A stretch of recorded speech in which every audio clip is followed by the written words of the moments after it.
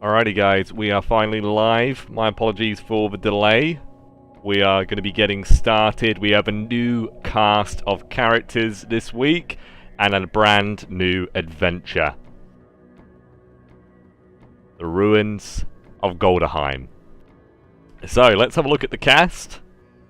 We've got 4 players today. We were supposed to have 5, but unfortunately one of our players had to cancel last minute. So hopefully these 4 intrepid adventurers are going to be able to... To be fair, I don't think adventurers is the right word to describe your characters. You bunch of filthy criminals, scum. It's probably the right way of describing you guys. But albeit, new adventure, new characters, all dwarfs, as you guys can see. Now's the opportunity to introduce your characters, I think. Starting with, we've got Gunstein. Hello everybody.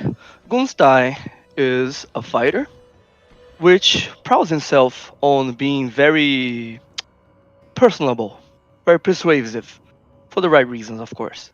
Look at his stats, guys. What is this? Degeneracy. Absolutely awful. 2 18s at level 1.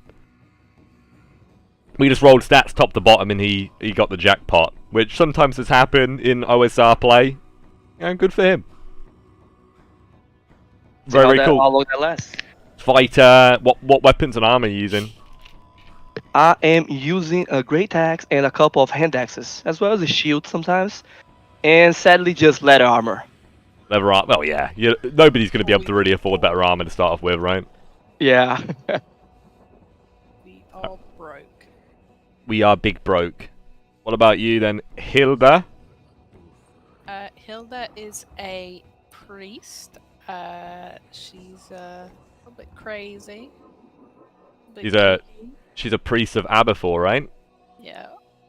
Do we have the art for Aberfor? Here he is. Aberfor from the original D&D. Look at that sexy man. He is the god of greed, which is a god that many of you favour in this party, which makes sense. The cool thing is, these dwarves, like the actual faction of dwarves, are called Nords, and they are actually a race of, like a sub-race of dwarves in my homebrew campaign setting, and I haven't really been able to do much with them until now. So this one-shot series is going to be great. But what weapons and armor are you using?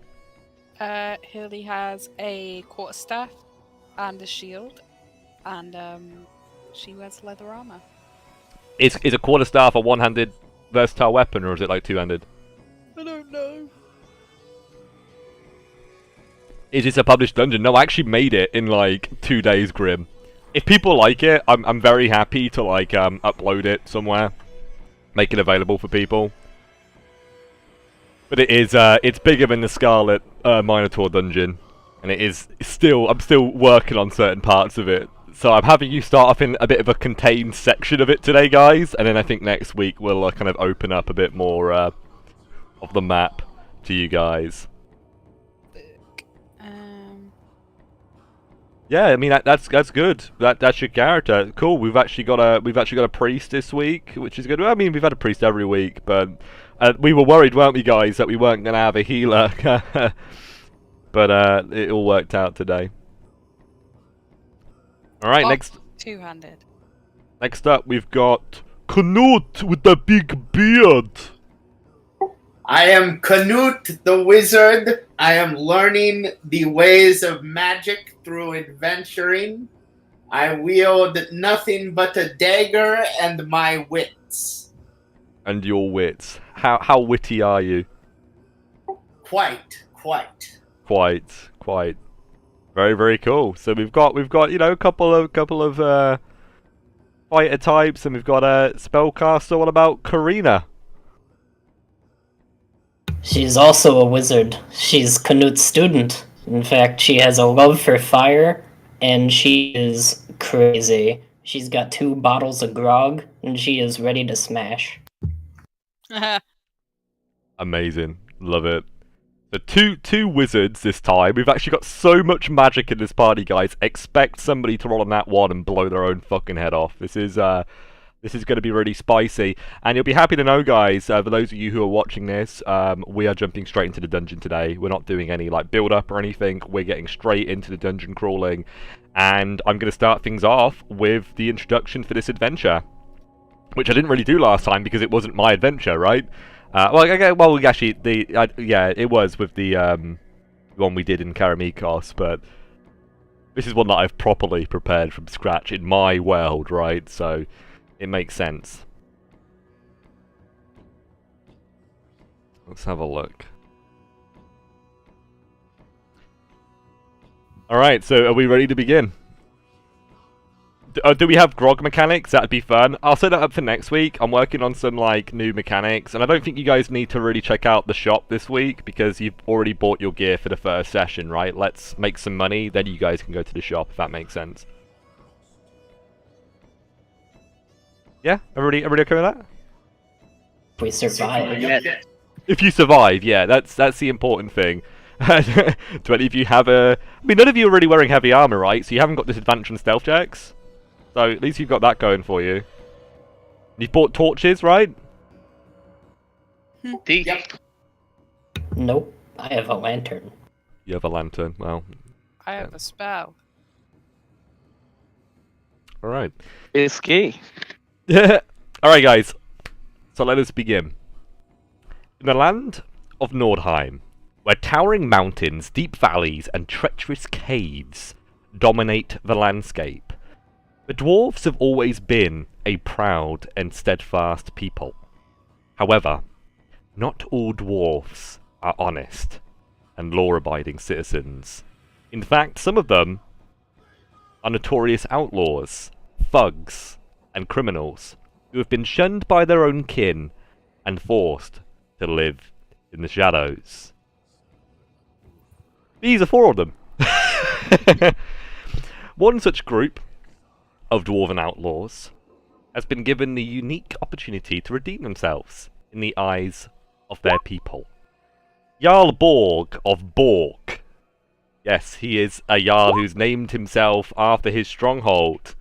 Or perhaps it's a family name, has tasked them with a most dangerous mission to retrieve priceless heirlooms and relics of the dwarven people from the ruined dwarven fortress of Galdrheim. The fortress, which fell more than a century ago to savage greenskins and other monsters, has long been abandoned, but it is said to be haunted by the spirits of the fallen dwarves, a most treacherous and devilish place. But if the outlaws are successful in their mission, they will earn a pardon for their crimes and be welcomed back into dwarven society. However, failure is not an option, as the consequences could be dire. The promise of redemption and the fear of failure looming over these 4 outlaws. The group sets off on their first journey into the fortress of Galdrheim. Let us begin.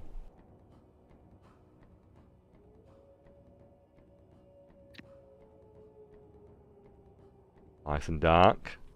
Let's bring you guys to the area in which we are starting today. So you guys now begin to make your way into the entryway of Galdrheim, the main entrance. And it's now your opportunity to strike some torches and begin the timers. Who would like to light a source of light? Lantern time. Lantern time. Alright, let's hope the lantern works better than it did in the actual campaign that we ran, if you remember. Oh god. If not, I'll just give you a torch, and that'll be fine. Yeah, please just give me a big... So you're Karina. So what's the light on it? Is it supposed to be Double like near. far? It's far then, or is it It's close? double near. Far is over 60. Like, or Double- rather, dou- far is over 30. Oh yeah, so it'd be 60 then, right? Yeah, let me just make sure it's on 60. I've got it to 80 currently, so I'll switch back to 60. It is not a cone. And it's not a cone, it's just a big area. Alrighty, you guys should be able to see on the lower side of the map. Canute will also light a torch. Yeah. Alright, we're going to begin the timer, guys. Let me just put the round icon on the screen as well.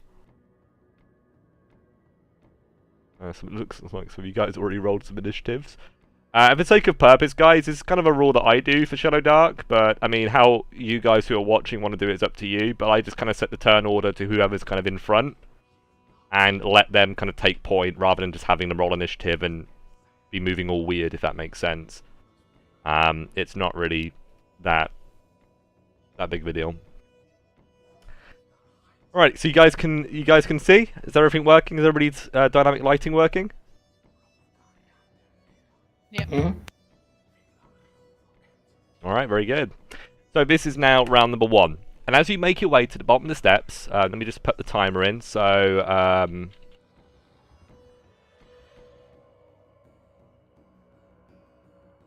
cool. So as you guys get to the bottom of the steps, you see a grand hall ahead, and it's got a domed roof on the top, and there are 2 very large statues in the center.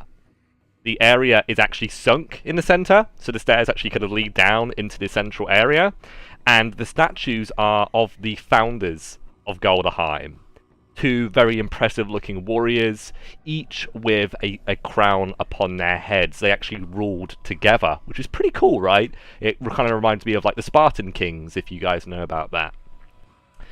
But albeit you look around, and whilst the map doesn't depict it on the screen, the area is covered in skeletal dead. Bones, rubble, bits of, you know, things that have been kind of, you know, carried out on a bit of a, you know, just junk of various sorts. The place is a mess. What do you guys want to do? Let's step here. Let's dig in the rubbish.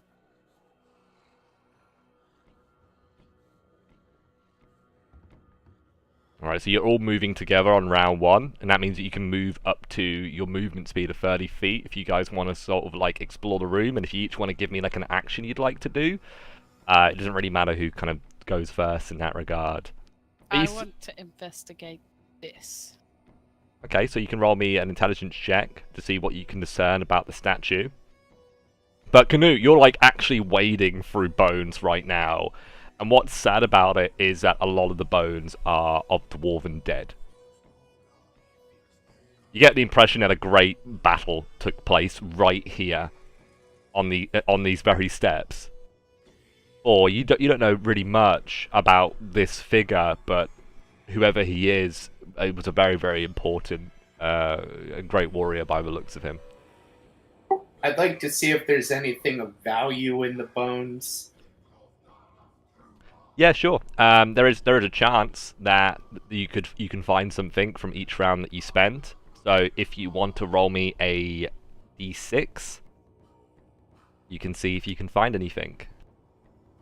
You find a random encounter. Yeah, well, yeah, you can, right? No, you don't find anything because you kind of wade through on this round. What do they know about the fortress itself? Very little, apart from the fact that it was taken over by greenskins more than a century ago. So you already have this idea in the back of your heads, guys, that there are going to be things that are green down here.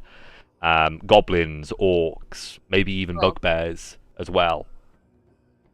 But there is actually very little that's known about it, apart from that it was plundered, it was looted by these creatures, and they now rule this place. So Hilda's done that, Canute's done that. Gunstein, what are we doing? You equip your shield, okay, so that's your action, that's your turn to equip your shield. Pretty much, and keep looking forward, you know, trying to pay attention if anything's incoming. Yes, that's fine. And Karina, what are we doing? She's looking for treasure in these piles of garbage.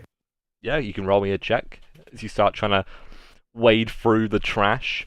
I will say, guys, just so everybody's aware, and I've already spoken to you guys about this, haven't I? But there is actually an insanity mechanic for this dungeon, which means that you can actually go mad and end up getting different forms of madness, which is pretty exciting. And seeing all of these skeletal dead, despite the fact that you guys are wading through it, I would like all of you guys to roll me a wisdom check, please. For the first roll of the night. Ooh. Alright, so Knut and Gunstein, you each gain 1 point of insanity. What are your insanity? What are your wisdom scores? 11. 9. Okay, so your threshold is 3 plus your, or plus or minus your wisdom score, your wisdom modifier even. So look at what your wisdom modifier is, and add that or take that away from 3, and that's your threshold. And once you go over that threshold, you're gonna get a bout of madness, basically. If that makes any sense. It's pretty straightforward. So if one of you's got a +1, then that would be 4 threshold, and if one of you's got -1, it would be 2 threshold. Minimum of 1. Obviously, you can't. Otherwise, you'd just be crazy. But yeah, so you've all acted. The first round has gone by. And Karina, your light source is incredibly bright, and it's given you a great view of the entire room, and even the walls are completely etched with mythical creatures like dragons and giants. You get the impression that this fortress was obviously a military stronghold, so it was like a position of power in the area that you guys are in, which is to the south of the great kingdom of the dwarves. The big thing about the dwarves that you're playing, the sub-race, is that they are basically colonizers. They travel long distances and they make strongholds in the middle of fucking nowhere to, like, harvest minerals. So they're all about prospecting and expanding. Which kind of makes sense for Vikings, though they don't. They're Viking dwarfs, these guys are, but they don't really sail on the sea. They're more of a land version, I suppose. Perhaps we should stop digging through bones and move on. That seems to be a fine idea. There are many routes to go in, guys. So wherever you want to go is what you guys can do. North. Oh shit! Hello. Yeah, it was a bit big. You guys want to go north? Perhaps Okay. we should not follow the most obvious route. Maybe go to the right or the left? No? I think the right and left are the most obvious routes. I think north, they'll never expect it. You, my friend, are very, very silly, but I'll follow your lead. Before we go, I should get the boom ready. The what now? The boom. The bull. She needs shit. No, not shit. Boom. Does anybody have cloth? Some piece of clothing. She takes out a dagger. You are really backing up the theory that you need shit. It's you then, Hilda. Give me your clothes. I'm going to try and cut the dagger onto, like, Hilda's or tunic. No. I just need a scrap. Take their scraps, not mine. You guys are wasting time. It's round 3 now. I want D6 from Knut. Karina, just look at the skeletons. Maybe I have some old scraps for you. Nothing happens. Alright. Karina tries to find a piece of cloth around here on the ground. Yeah, you find a bit of fabric. After all, there are like skeletons here, and some of them are still wearing their clothes. Obviously, they haven't like completely decomposed yet. She stuffs it into a bottle of grog. See? Everybody's happy now. Yeah, just so we're all aware, what you're doing right now is like a Molotov, right? Some sort of Molotov contraption. If anything shows up, then Karina's going to just hand the Molotov over to the torch to light it and then throw it. Cool. Oh, that boom.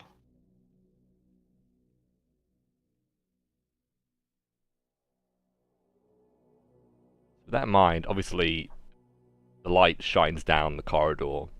And as you look down, you know, you realize that you're obviously leaving this vast room behind. The corridor itself is quite narrow, but there appear to be multiple kind of intersections. There's a cutoff point here, or sorry, like a split here, and it seems to be a T intersection at the end.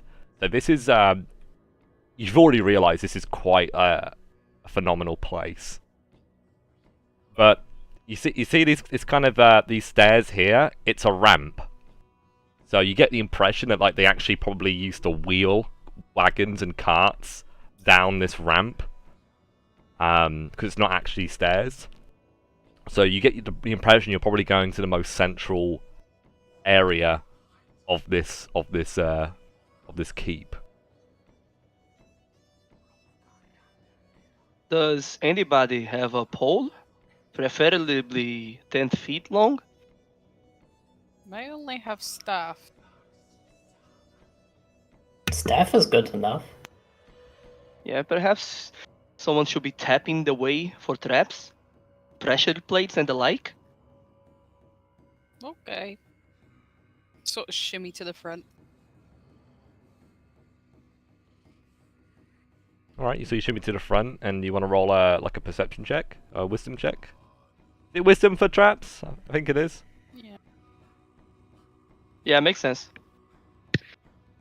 Cool. So if you want to press forwards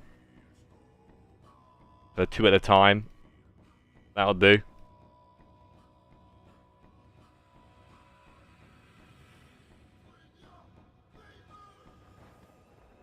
Are you ready, guys? Yes. You now start pressing forward, and you notice kind of in this walkway that this place has been frequently moved through recently. Doesn't appear to be too much dust, and a lot of the rubble has been kicked to like either side of the walkway to kind of make a clear route in the center, if that makes sense. Mm-hmm. The walls are kind of etched with interesting enough, it seems to be the Dwarven Creed. So like basically like the Dwarven tenets, like the national anthem or something similar, seem to be written on the walls. Thou shalt drink. Pretty right, yeah. You know what I mean, though, right? And it speaks about like the various kings of Nordheim and whatever else. But albeit, guys, you're moving like 0.5 miles an hour. We need to move quicker, otherwise rounds are gonna go by. We need the light here. I might just have you move individually if you can't move. Maybe we should wait here. I don't like waiting. Wait for what? I see a Noise, door. anything. So you head into an area that appears to be some sort of small market. There appear to be a couple of broken down stalls to your south and to your kind of northeast. And it's as you kind of turn this corner that suddenly you spot some orcs that appear to have been standing around just talking to one another. And I need you guys to all roll a stealth check. If you succeed, you'll be able to cover your lantern and snuff your torch if you want to. But if you fail, they will spot you. And this will be a fight. We've got to run, we've got to run. Have a look. Yeah, that's 3 fails. And with that in mind, the orcs now spot you guys. And I want you guys to click on your tokens and roll initiative, please.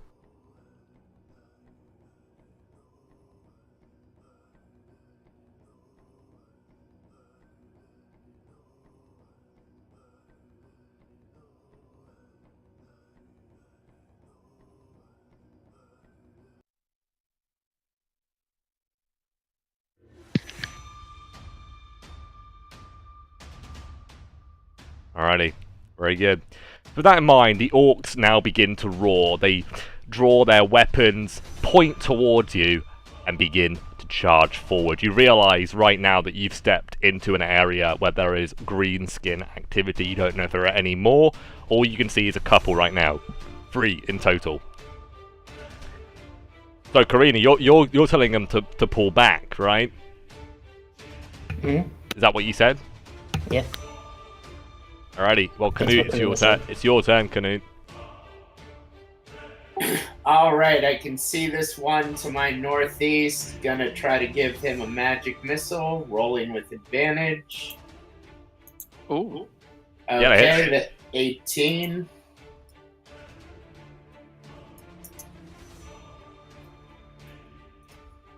Alright. Oh, wow. You take him out. Hell yeah. I think we can fight him, boys, but I'll let you make the decision. And Fight? the turn. We'll massacre them. Alrighty. So with that in mind, this orc now pulls forward. He draws his bow, and he fires a shot towards Gunstein. Bring it. 13. That's a miss. Right in the Hey. shield. So he went 10, 25, 30. Steps over here, ends his turn. Your turn, Gunstein. Very well. Gunstein is going to take a step to the right so he can see everything.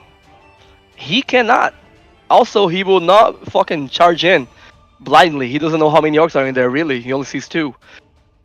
He's going to throw one of his hand axes at the orc in the front. Cool, yeah. We're using hand axes, guys, from the Viking book for Shadowdark. Yeah, go for your throw. Oh, let me. Right here. You lift that axe and you hurl it. It flies over and slams into the orc, impacting with his chest, and the orc slams to the ground. He's out. 2 orcs are dead. Hilda. Move 5, 10, 15. I'm gonna wait here to bonk anything that comes through this gap. We don't have held actions in Shadowdark. No, I know, but You're just gonna end your turn. Yeah. Alright. I can't do anything else. I have no aggressive magic. Yeah, that's fine, it's fine, yeah. I mean, it's better than just running in and, like, potentially getting yourself killed, right? Exactly. Karina. Karina backs up against the wall, faces Hilda, and then goes to toss her lantern for. You want to toss your lantern. Yep. It'll smash, most likely. Take this! Ah! Oh, you throw it to Hilda, you mean? To Gunstein. Oh, to Gunstein, alright. Off for that. But, oh shit. I don't think he's got a free hand though, right? Because you just threw a hand axe. So you don't Actually, have. I'm holding. Yeah. I'm holding the shield in one hand, and I just threw the axe with the other one. So I really, I have a free hand throw. So Okay. I pick And up then the magic. after that, Roll me a dex check to try and catch that Gunstein. Makes sense. You got it. You caught it. after that, if possible, Karina will blindly chuck the Molotov into the room. Nice. Where's kind of just in a random area? And Random place. We'll base like off your roll how well it goes. Yeah. Yeah. Roll me a dex check. Amazing. Oh my god. So you step out for me. Hooah! You look up, you see the orc, and you hurl it towards the orc, and it actually hits him. Do we have any reference for how much damage these Molotovs do? Nah. Perhaps a D4 and keep doing D4 for like another round or two while it catches Yeah, fire. yeah, that's pretty good. Yeah, let's do. I like that. Multiple rounds, being on fire. Roll, oh boy, it is a crit, so you know what? I'll give you 2d4. With that in mind, the orc is set alight, and he is immediately in an inferno of blaze. The orc drops to the ground, dead. Karina, that was crazy and irresponsible. I like your style. Old. I'll take this lantern back. So with that in mind, you now start hearing some orcish voices coming from the northwest. You realise that you killing these orcs has alerted some other orcs. Do you wish to pursue them? Or, you know, engage this threat? Or do you want to pull back? We should This is a good maybe choke get to into hold. this room. Yeah, but there is a door right here. We don't know what's coming from it. Plus, there is another way for the corridor which we just came through. Alright, maybe you should pull back to the room before? Perhaps, or maybe Right, even to the let's- entrance. There's many ways to in the initial hall. Yeah, let's get this lantern back, and I'll start heading back. I'll go last. Hurry up, Hilde Knut. Alrighty, so you guys start to pull back. And as you guys do, you see two orcs rush across your kind of light source towards their allies, and they are shouting and screaming. If there are other orcs in the area, they are aware that you guys are now here. Make sure you mark that hand axe off your sheet, because you no longer Just have it. did. Mm-hmm. We should go left.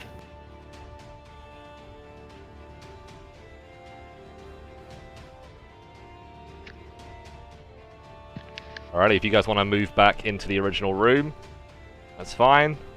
Perhaps right here is a good enough stronghold? Or not?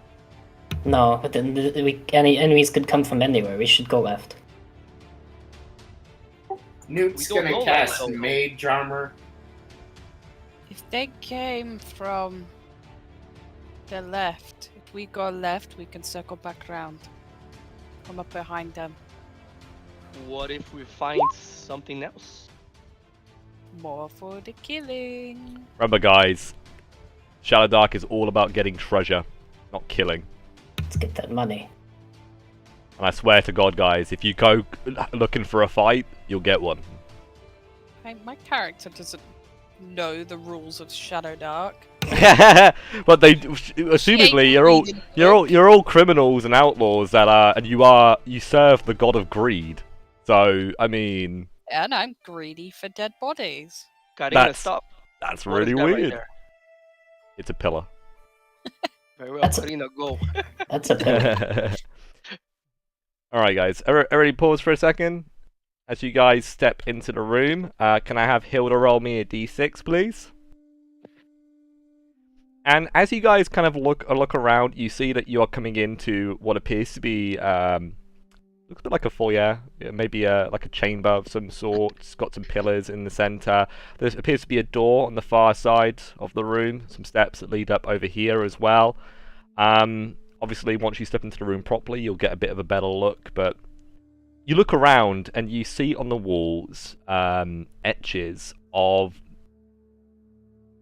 well, other humanoids, specifically humans, seem to be etched on the walls, as well as kind of like halflings and gnomes as well.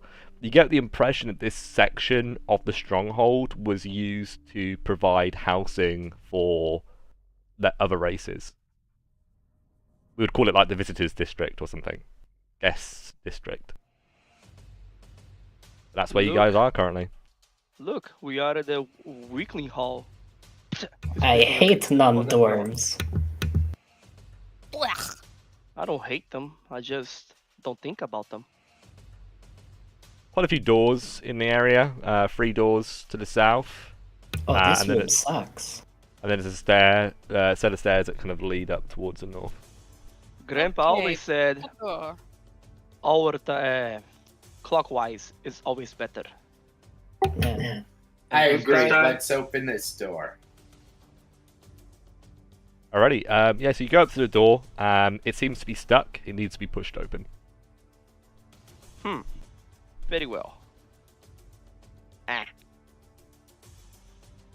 So you kind of give it a barge, and it finally does pop open. Does make a little bit of noise though. So I would like you to roll me a d6. See an orc taking a shit? Yeah. that's why the door was stuck.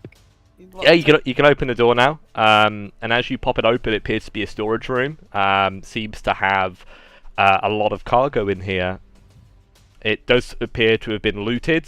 There is a lot of cargo still like on the floor, and you get the impression that anything that was of value has probably been taken. by one of the many denizens and monsters that lives within this stronghold. We should leave this door open so we can run in there quickly if needed. Yeah, there are actual. I mean, obviously, it's empty on the screen, but there are barrels in here. And the barrels are large enough that you guys could actually like get inside them if you wished. Oh my God, exactly. That is There a you good go. idea, Hilda. Sorry. And there's some A crates knife as in well. them? Probably a Great, we'll crate- try and climb yeah, into a barrel. probably a crate here. And you can kind of like go around them. Yeah, you guys are having a bit of a good time, just checking out the barrels, checking out the crates. Dwarfs. I'm gonna go put my ear I to this think door. I think it would be a good idea to set this up as a barricade, which if we come back in here running, it will be easy to close up because everything would already be set up. What do you think? Great idea. Genius. Oh, all at once.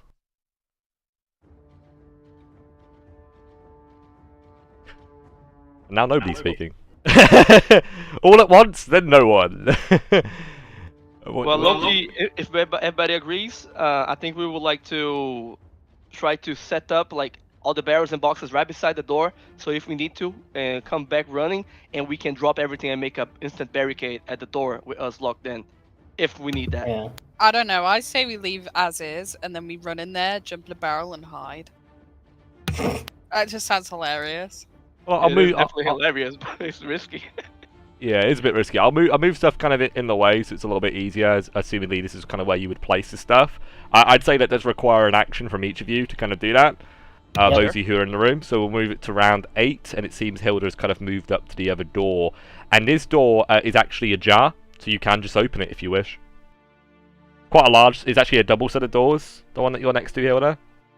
Sure. Ah, And it appears to be kind of like a little lobby, or like a corridor. There appears to be lots and lots of doors in here, and you get the impression that these are probably like little bedrooms. Like a little hotel. Does lovely. it has little beds? Bedrooms. Okay. Could be things sleeping in there. Yeah, can I hear snoring down here? No. No. It seems to be very, very quiet. Hello? Anyone sleeping? You start opening the doors, and you guys are moving around. Housekeeping? Wakey, wakey. I need some light over here.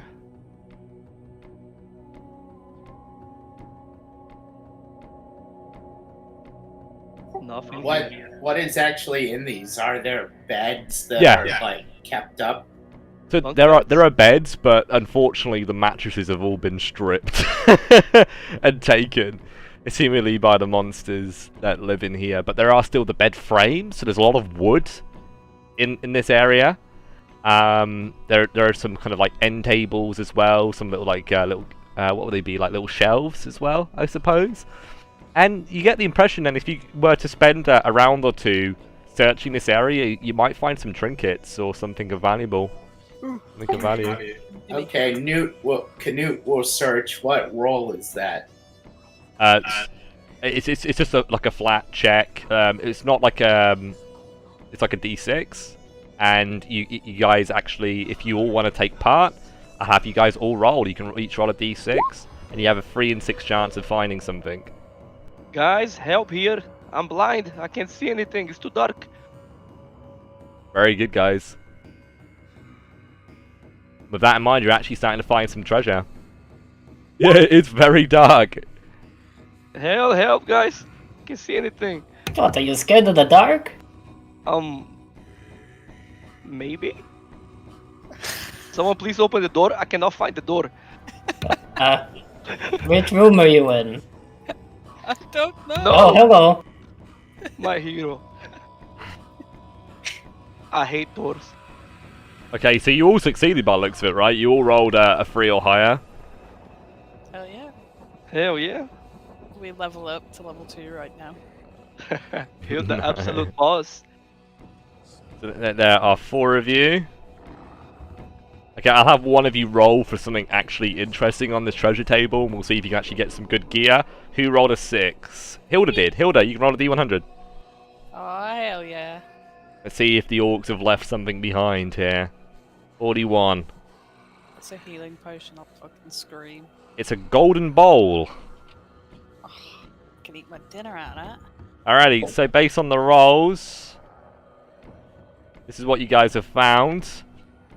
Karina, you found a bent tin fork worth 1 copper. Canute, you got 10 copper pieces in a greasy pouch. Gunstein, you found a silver tooth. Gunstein holds the silver tooth right in front of his teeth. How do I look, everybody? It looks like it's an orc fang. So an orc had fake teeth and lost it in this room. Maybe that orc is still alive, who knows? Me greeny. Me very stupid. and Hilda, you found a golden bowl, so congratulations, guys.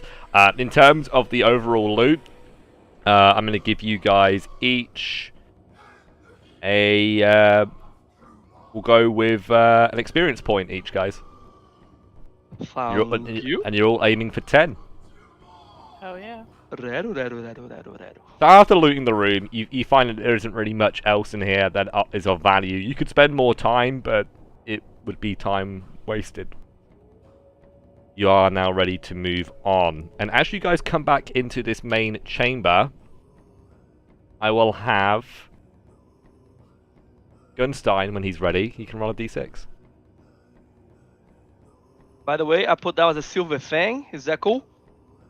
5. You put down. Everybody take what you found. Yeah, everybody take what you found. That's the idea, because it's all loot, it's all treasure, right? At the end of the day, and if you fang. yeah, silver fang. Congrats on that tin fork. GG. We find our powers, Hilda.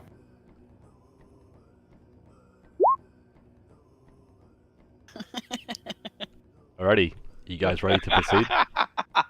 So you do see that there actually are like signpostings on these walls, which is all in Dwarven, and like there's obviously like an arrow that kind of leads back to where you guys were, which is called the Hall of the Founding Hall, the Hall of Founders.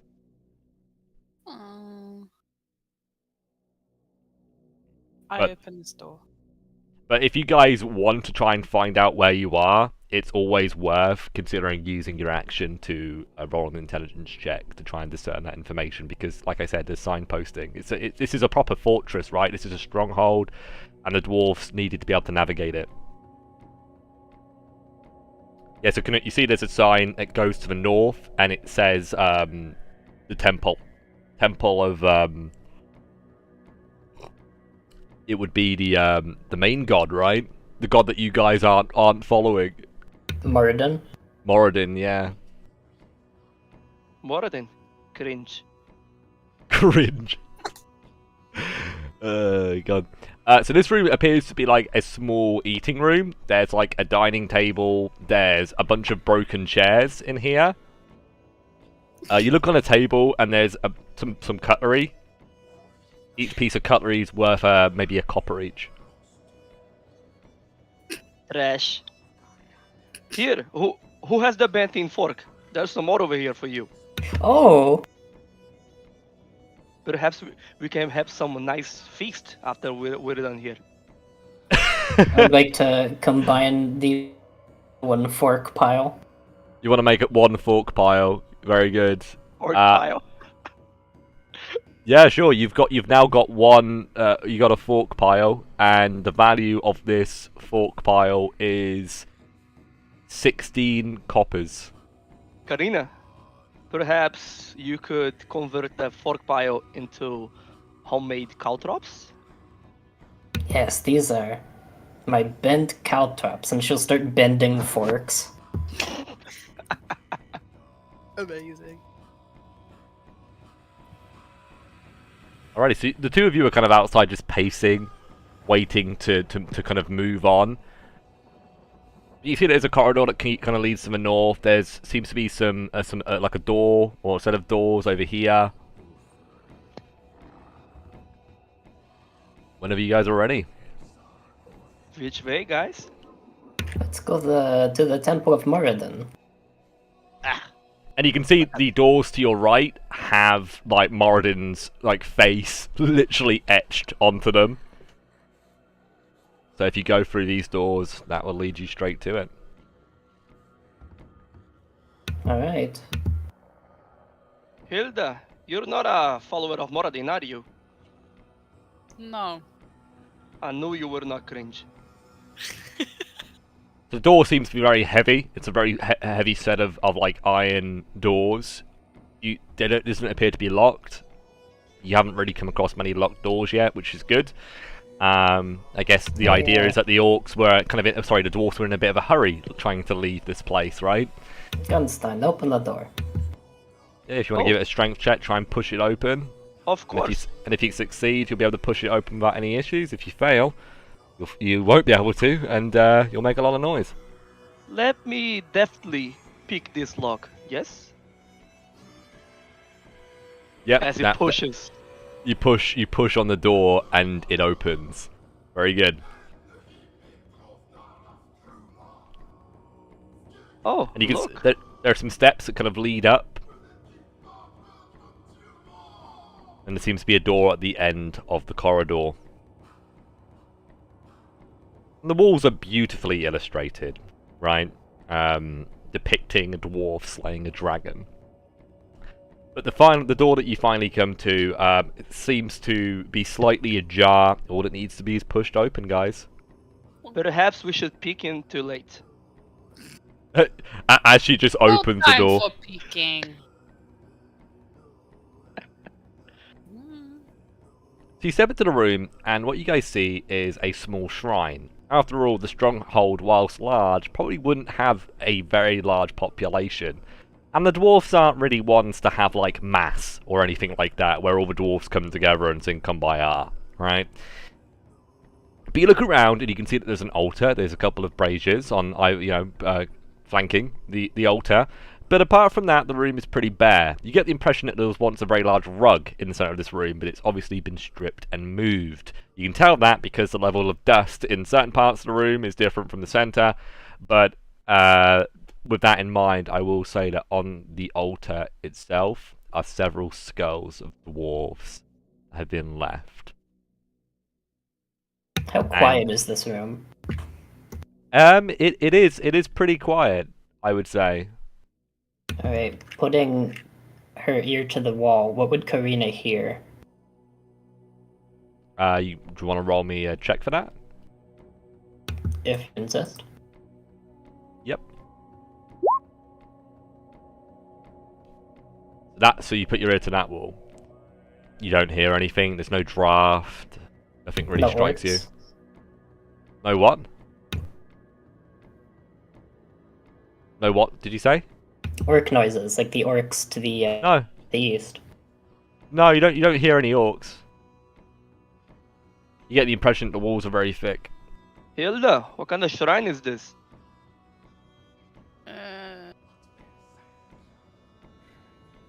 You not know, huh? Intelligence. Shrine of Moradin. Greater god of dwarves. Shrine to Moradin. That is all I really know. Why would there be skulls on it though? See, Hilda, I dislike Moradin very much, but however, perhaps you could attempt to do something with the shrine, something useful maybe? Or not. Perhaps I'm just being silly. We should convince of Abathor. Do these skulls, do they look like they were placed there after? Oh yeah, Right. These are the skulls of dwarves. These are the skulls of your kingsmen, right? I'm guessing the orcs slaughtered the priests and placed their skulls here to debase the shrine. Exactly what I was going to say. Canute is correct. In that case, I believe we should leave it as it is. Okay. What was behind that? I'm gonna check the back of the altar for loot. Is that okay? Fuck the kings. Alright, so, Hilda, help, Karina is looking behind the altar. Gunstein's at one of the doors. Hilda's at the other door. You guys looking, trying to perceive? I'm trying to find treasure. Canute's going up to that door. Are you trying to open the door, or what are you doing? I want to listen to it. It sings you Roll a wisdom check. beautiful song. I need that light better over here. You don't hear anything. Nice and quiet. Nothing behind the altar. Thank you, Knut. Take a couple steps forward. Ah! Oh! Got it. Hello. Hello. Okay, I see door down here, and Don't act scared. I'm pretty sure you can see my bright smile from very far away, says Gunstein as he smiles with his 18 charisma. What a charmer. That is. oh, Guys, perhaps we should finish checking this section first before moving to the next main hallway, which is what it seems to be. I think I know where we are. Guys, I hear movement. Yep. Hmm. An arrow flies past your head, Gunstein, as you look behind and see two orcs that seem to have come through the doorway. They both roar. You've came to return my hand axe, yes? Very kind of you. Roll initiative, guys.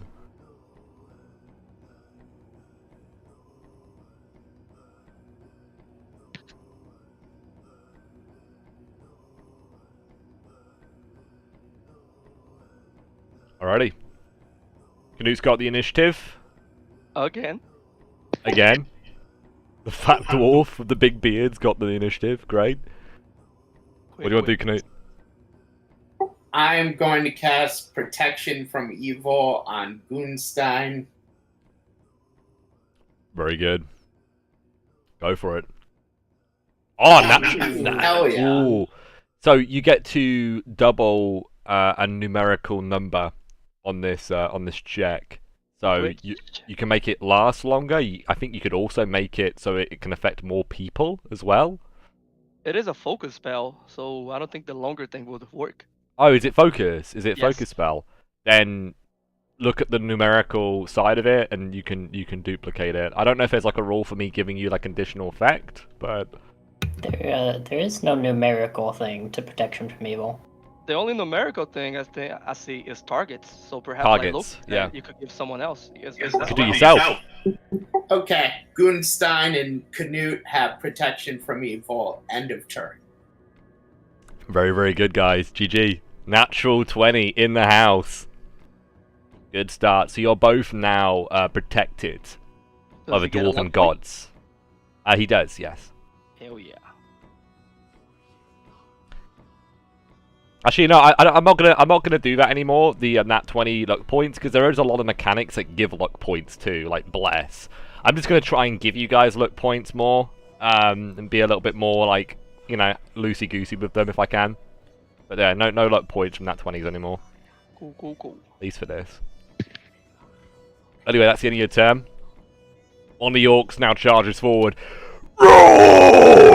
As he sweeps in, he actually kind of leaps down the steps, has his weapon over his head, and he brings it down with this arcing slash.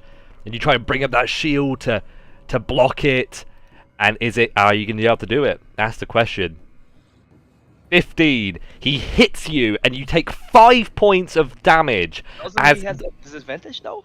Because Does he? Oh, because of this. Yeah, let me roll again. So maybe he does hit you, but maybe he hits your shield. No, he does hit you. He does hit you. Yeah, thanks for reminding me. I got way too excited. Sorry, it's the orcs, man. Put the torch to the back if you want it like that. There you go. Anyway, so you do get hit. It's 5 points of damage, as I said before. And the blade actually, you know how you got these kind of shoulder pads on your token? Like, he actually slams it into one of your pauldrons, one of those shoulder pads, and it's incredibly painful. You actually hear something pop. With that in mind, it's the end of the Orc's turn as he now presses and starts pushing you back. You're reeling from this Orc, but now it's your turn to react. What do you want to do? Well, Gunstai is only gonna smile at the Orc, painfully so, and hit him with the axe, great axe, one-handed. Axe versus axe. As quickly as the Orc hits you, you strike back with a flurry. And the Orc drops to the ground, dying of his wounds. This is how you're supposed to do it, little Orc. As he pulls his axe back from the Orc's body.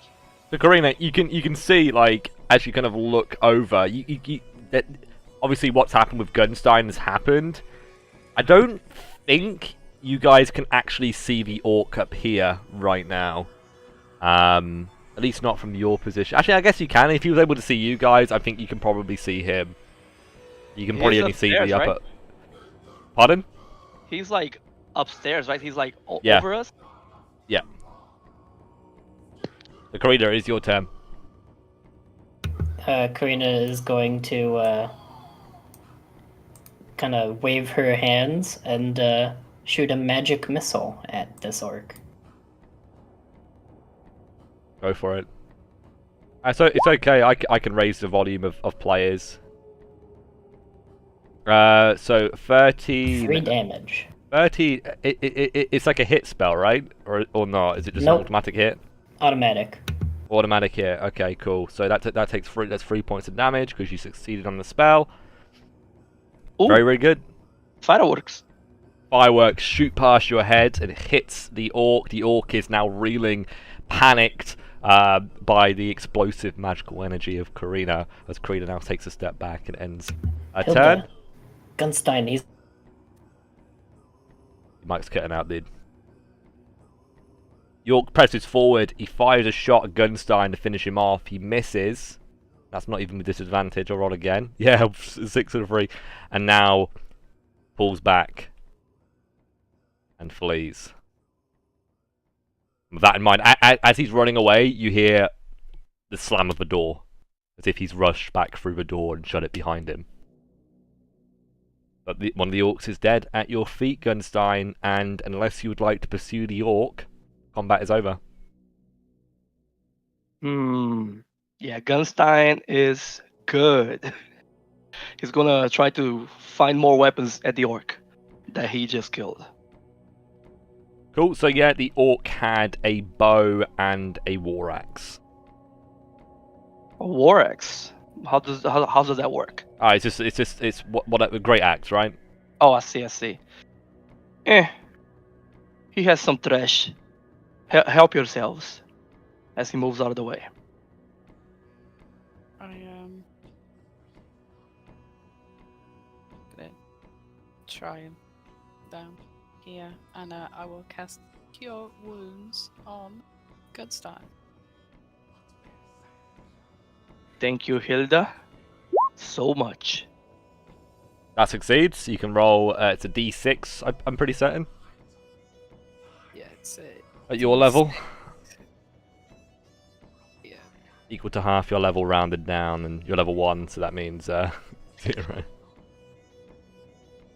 3 HP back. You can cast it again, but remember, if you fail to cast the spell, you no longer can cast that spell. Much better now. Oh, I can't see his HP bar. So. He's looking a lot better now. He took 5. He's almost back up to full. I'll wait just in case we get into another combat and do it. Like. Right, so you use your action, That's fine. and that does mark now round number 12. With the Orcs now reeling, and that Orc has obviously left, kind of fleeing the scene. Hilda, you can roll me a D6 for a random encounter. That's just her normally, unfortunately. You might want to crank her up to like 200%, guys. you've not rolled a single random encounter. Like, all these encounters are, like, predetermined ones where you've kind of got into the Orcs' territory, I guess. But the encounters I've prepared are pretty good, so let's see if we can roll one. But that'll be it. You guys can continue, and I'd kind of like to go to crawling rounds, so I kind of want you guys to kind of move one or two at a time, rather than all together, because it'll kind of give you guys a little bit more jurisdiction to actually take actions and stuff like that. So we'll have Karina go first, so she's kind of at the front of the group. Presumably you're going in that direction, unless you want to go north. If you want to go north, maybe that's what you should discuss right now, what direction you want to go in. What direction do we want to go in? I still think we should go north. We did Alright. not check this room. We did not. Alright guys, yeah, let's like go one at a time. So Karina, you go up and you just open the door without asking me if the door's locked or if anything's going on with the door. Obviously not. But apparently it's not. No, the door swings ajar as you push on it. And as you look into the room, it appears to be an antechamber. There appears to be some stools and some tables and round tables in here. And there's a door that appears to be locked, and it appears to be a metal door as well. And as you look around the room, one thing that you do spot on one of the tables is a flask of oil. Oh, I'll take it. So you pick that up. That's you done as you unlock the door as well. Gunstein's anything you want to do before I move on to Hilda and Knut? Gunstein is just gonna look around. Yeah, if you want to roll me just a d6, there's a chance that you might be able to find something in here every round. Oh, you don't find anything this round. All right, Hilda, Knut. I'm gonna start moving this way. Oh. Very Hello. good. And you can see that obviously the south is back kind of where you were. You look up to the north, and what I said before is what you see. It's interesting. I mean, there's obviously like a flask of oil here. You looked on the walls, and you can see there's a pickaxe hanging from the wall. You get the impression this is some sort of like resting room, like a little dining room for miners. Ooh. I have an idea. Gunstein, you can use a pick, can't you? Let me see how balanced it is. I want to check it out, see if it's like any decent for throwing. Yeah, I'm doing Hilda and Knut right now, but it's more reason for Hilda and Knut Hilda especially to get a ball going. Do you just want to stay there? And your turn? Yeah, I'm ready to like move down this corridor. All right, Knut. I'm just following Hilda and maintaining focus on protection from evil. Yeah, and be aware when it does run out, you can cast it again. So don't worry about it. Like, it's okay if it goes out. Just so you know. So you want us to stay with Hilda then and let Gunstein and Karina kind of loot the area? Yep. Okay, cool. All right, Gunstein and Karina, over to you. Gunstein, so you want to check out that axe? Yes, I do. The pickaxe. See if it's any balanced at all for throwing. Throwing? I was thinking you could pick open the door. Oh, as a tool. It's kind of boring, but I guess I could take it. What's You're right. boring about smashing a rock? So you head up to the wall and you look at the pickaxe, and it appears to be pretty good quality. It's a bit of a surprise that the Orcs haven't taken it. I mean, it is made of iron, and it does look a bit dirty. But as you kind of like, use a bit of your water skin, you kind of clean it. It's in pretty much mint condition. It's a tool. It can be used to chip away minerals, but it's also a weapon. Look at me. I'm the owner now. I put it on my belt. Alright, maybe you can pick that door open. You probably need it on you probably have to put it on your you'd probably have to put it on your back. I don't think it would fit on your belt. I see what you did there, Knut. It's a pretty big weapon. Have a look, actually. What do we want to set pickaxe as? What does the chat think? Well, A D6 weapon, maybe? for Gunstein, it's gonna be his lockpicks from now on. Yeah, it's a D6 weapon, I'd say. Alrighty, This is a dwarven lockpicking technique. Revolutionary, Newt. Perhaps I should bring this method back to the stronghold. Yes. Haha. So you do see that That's there's not my name. you do see there's a door to the northern side, and as I said before, it I'm is sorry, Green. locked. The door is also made of metal, which you do very quickly realise, guys, it is going to be almost impossible for you to break down. You need somebody with lockpicking proficiency in order to get through that door. Well, Just try and smash it with the pickaxe, right in the lock area. if you do that, you will ruin the door. And to make a lot of noise, too. Did you find Perhaps- anything down there? Nope, we are waiting to continue down the corridor. Don't forget, we also left one door back at the shrine, the door to the north. Perhaps we should check that one as well. Also, I do believe the orcs came from that way, so tread lightly. Well, if the orcs came that way, maybe we could keep going this way. You are correct. Let's go. Alrighty. You guys wanna keep moving? Yep.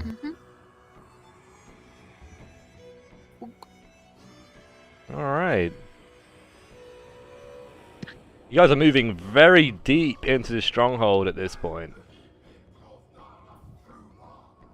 Pretty interesting.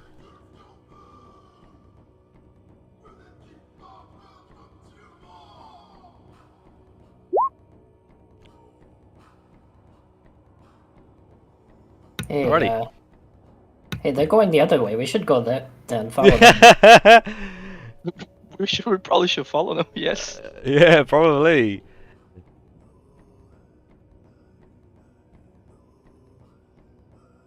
Ilda, roll me a dex check, please.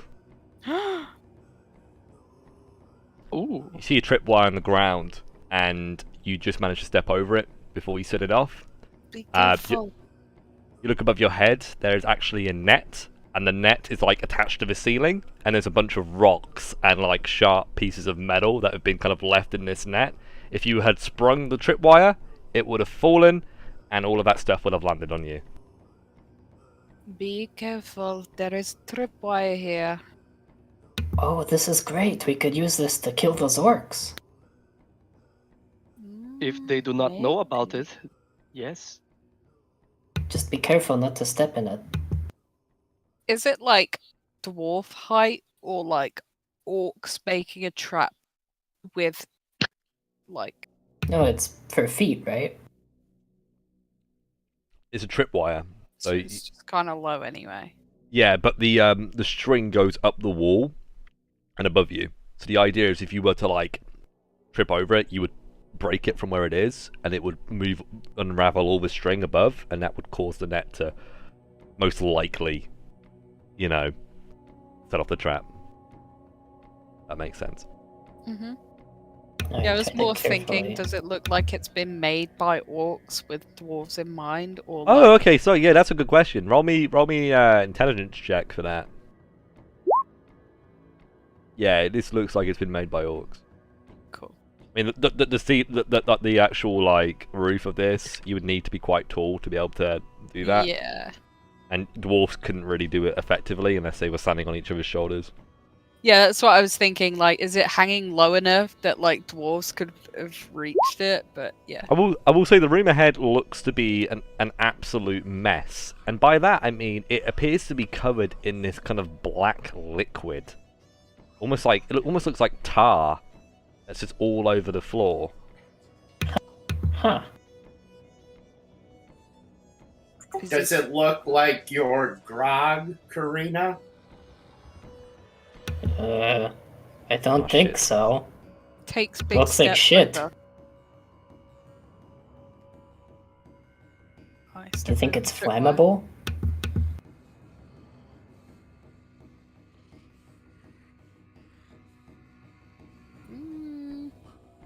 If it is, Carefully I step bet I'm over the stood in it. tripwire. Yeah.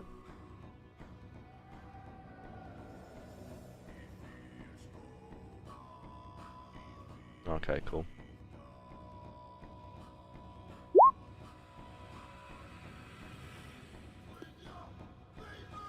Newt? I will carefully step over the tripwire, no longer focusing on the spell. Very good.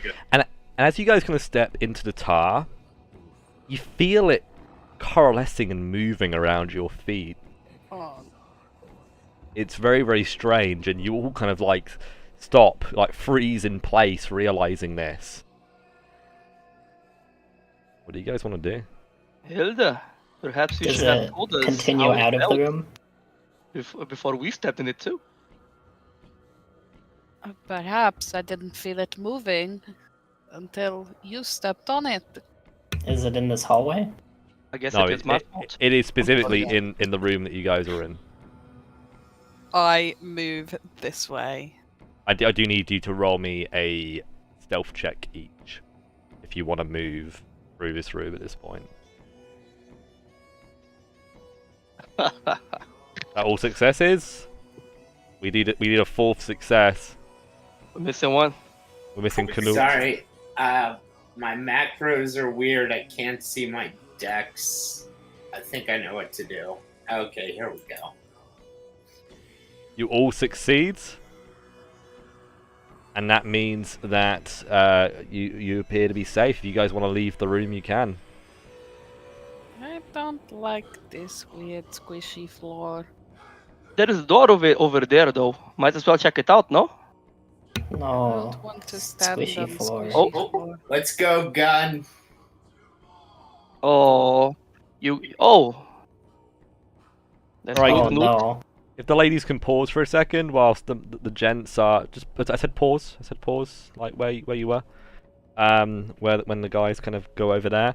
So you guys are now going back into the room, going up to this door. Yes.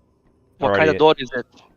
It is made of metal, but it doesn't have a lock on it, so you get the impression that you might be able to brute force it open. Lock picking to the rescue. Yeah, you might be able to like break the hinges, and yeah, you manage to. You can open the door, and you find what appears to be an office. It looks, it's got like a pickaxe on the wall. There appears to be a lantern on the wall too. You get the impression it might be like a foreman's office for like a mining supervisor or something. But the room is in pretty good condition. It looks like nobody's really been in here for a long time. That kind of black liquid has kind of seeped into the room slightly as well, but it hasn't covered everything, which is great news because you get the impression there might be some treasure in here. I do need each of you to roll me another dex check, though, as you have a little bit of time in here. Both succeed? Or one both succeed? Yeah, nice. Alrighty, and if you guys would like to roll me a d6 each for if you can find some treasure on your following round. Whilst you're rolling that, I'll move over to Hilda and Karina. Would you guys like to stay where you are? Would you like to push forward, or would you like to pull back? Well, Karina was just gonna look over and see where the guys went, and then You might cut out again. she's looking for the guys, and she goes to taste the liquid. Oh my god. Oh, taste it, yummy. I get ready to cast Cure Wounds. Make me a con check.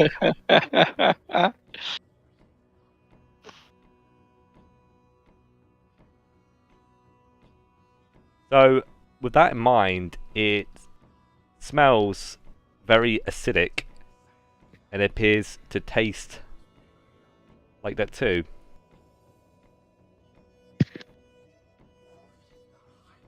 This is like acid. Unfortunately, based on your high roll, it doesn't seem like anything has really happened.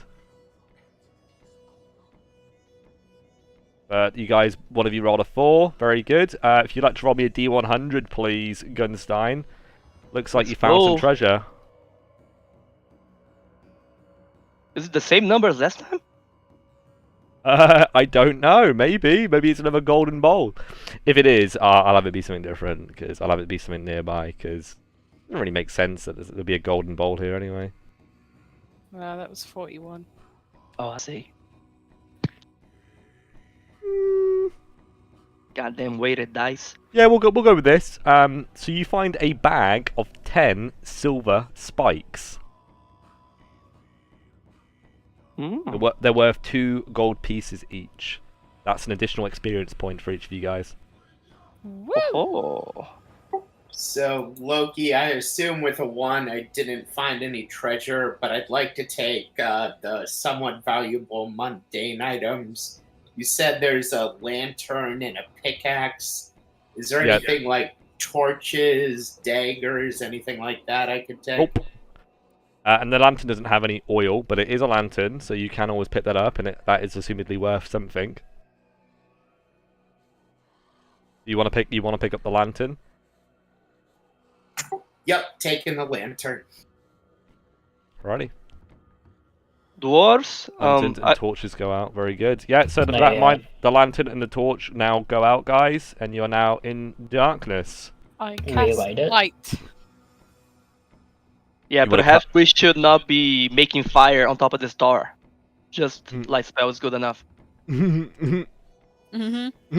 I was ready then, guys. I always had you. I always had you then. But that'll be it. Yeah, you light up. What do you light up? Is it your quarterstaff? Yeah, like the gem and in the quarterstaff. Nice, Gandalf. Well, nice. What about you boys? You guys are both in darkness right now. I'm about to head back. However, before I do that, I'm offer a unlit torch to Knut because I cannot carry it. And if no one can carry it or wants it, I'ma just leave it there. I will take the torch, but I'm not going to light it. I'm going to call out for my apprentice, Karina, to please bring some light to me. Hilda, you go. I have to sit with this flavor. This flavor. where are we going? Oh, they went down there somewhere. I don't know. Probably to the Alright. door. I'm gonna need Gunstein to roll me a d6, and I'm gonna need Hilda to roll me a d6. Here we go. There we go. We got an encounter. Very good. And I'll let you roll this then, Gunstein. Roll me an additional d6, please, for the first random encounter. Very good. Ooh, okay.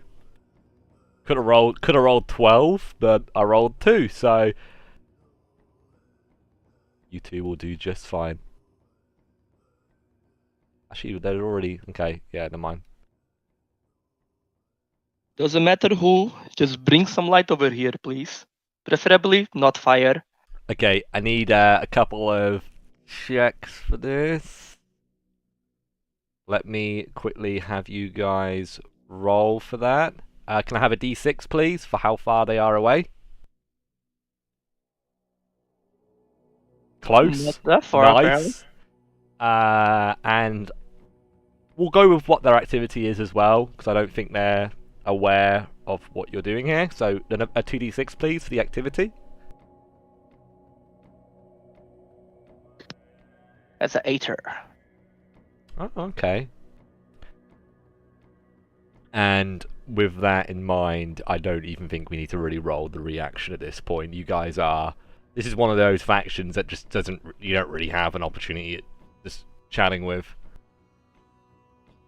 But it's at this point, as you guys, you know, you're kind of standing there, Karina, just kind of waiting, you know, simmering on the flavour. You're suddenly shocked as you hear a screech, a roar from an orc to your left.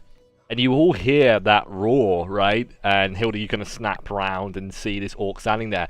And the orcs were carrying boxes, and it appeared to have some slag rock in them, but they both drop their boxes as they see you guys, shocked that dwarfs are here. And now you guys realise, obviously, it's time for a fight. They got any tokens? Who stole my torch? I'm stealing your torch so the guys can see their tokens and, like, actually roll initiative. Just trying to be nice. Don't do that. I don't like it. Don't be nice. I'm joking. Alright. Go. Oh, Canute shit. again? Really? Fucking beast, man. The fucking... Alright. Okay, popping up to Hilde and gonna try to cast Protection from Evil on her. Cool, you can do that. Can you also roll me a dex check as you move back into the tower? Oh, dude, you guys are doing so well with these checks. Alright, Protection from Evil is on Hilde, end of turn. Hilde! Good stuff. The orc right in front of you, Karina, now sweeps back with his axe and plants it into you, bringing you down. Holy You are down. Roll me your death timer right now, straight away. You have 3 rounds, including your plus your con, if you have a con modifier, before you are dead. We can actually use the 3, can't we? There you go. Lovely. Oh my god. And with you now down, the orc is going to step over you and kind of, press towards Hilda and Canute, but he actually kind of leans down, not into like a prone, but he kind of like crouches down with his shield and kind of like barks orders back to the other orc to do something. So Karina, you can roll me a d20. See if you can. Wow, you do. You've got 1 hit point. What do you want to do? Fucking beast. Cast Protection from Evil on myself. Go for it. You got it. It's been cast on Karina and Hilda, is that correct? What does that do? No, just Karina. I thought Canute casted it on Hilda. Yeah. Yep, that's right. Alright guys, we do have a little shield for that spell, so I'd recommend it. Okay, I literally don't even know what that does, but... monsters have disadvantage on attacking you. Cool. Like chaotic monsters, at least. And these orcs are chaotic. And Alright. Can she light the lantern? Can she light the lantern? I don't know. I'd say so, why not, right? Alright. You light the lantern, you got that in one hand, and then you've got something else in the other. No? No, just holding the lantern. Okay, yeah, you're holding the lantern. Let's pop it back on you. There we go. All right, Gunstein. Very well. Gunstein is gonna step towards the light, and Roll me a dex check, please. here we go. Oh, easy. Easy, dude. That just disappeared. Rip. Skating through the tar. Can I get Oh, through yeah. these guys? Like 2 of them at a time? Like, is there Yeah. anyone here? I cannot see. Okay, so 1, You 2, you can 3, just push through them if you've got the movement. 5. All right. And here, oh, looky here, a greenie, man. Just stabbing with my axe. Roar! Roar! He's just turning around, just trying to swing at both of you, and he's desperately trying to stay alive. He realizes he's, surrounded at this point. 4 cornered animal. That's a strength check. Oh, god damn it! Let me just roll the damage, okay? Yeah, that's fine. Yeah, if it was an attack, if I was supposed to be an attack, that does hit. Yeah. Right? That's a 17 on a d20. That's 3 points of damage. Still alive, but not looking too good. It won't take long now. Hilda. Just let it happen. Can I push through to the here? You can't go through a monster without an opposing check against them, so you've got to beat them on a strength challenge. All right, let's do that. I don't know if it's also dex. It also might be a strength or dex. Maybe you can acrobatics, shimmy around them, slide between their legs. But I think you're better at strength though, aren't you? Yeah. All right. So yeah, if you wanna roll a strength check, you can do that. You fail, you won't be able to do that, right? That's kind of the obvious part of it. I think he's got a +2 to his strength. So that brings him up to 10. Yeah, you managed to get through. Cool. And if I cast Cure Wounds, does that get rid of the light?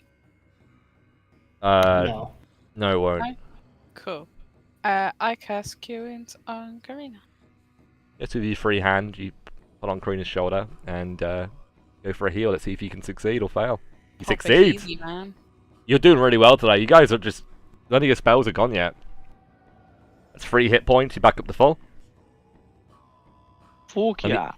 And the other orc, he takes a step back, pulls out his bow, fires a shot at Hilda. Disadvantage. Disadvantage. He hits. one point of damage. That really fucking hurt, bro. Yep. Arrow to the knee. Mark that 1 point of HP off. As we begin round number 18.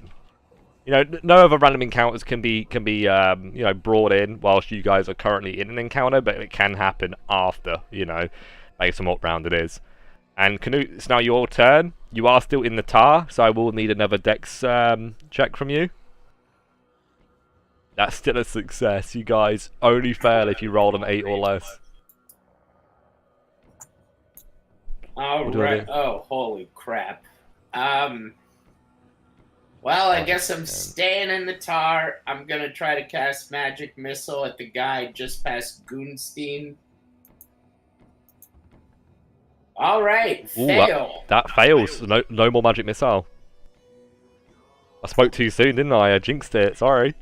End of... Oh, shit. Oh, I fucked up big. And Protection from Evil ends. Lol. Oh, Is it? End of turn. Does Protection of Evil end too?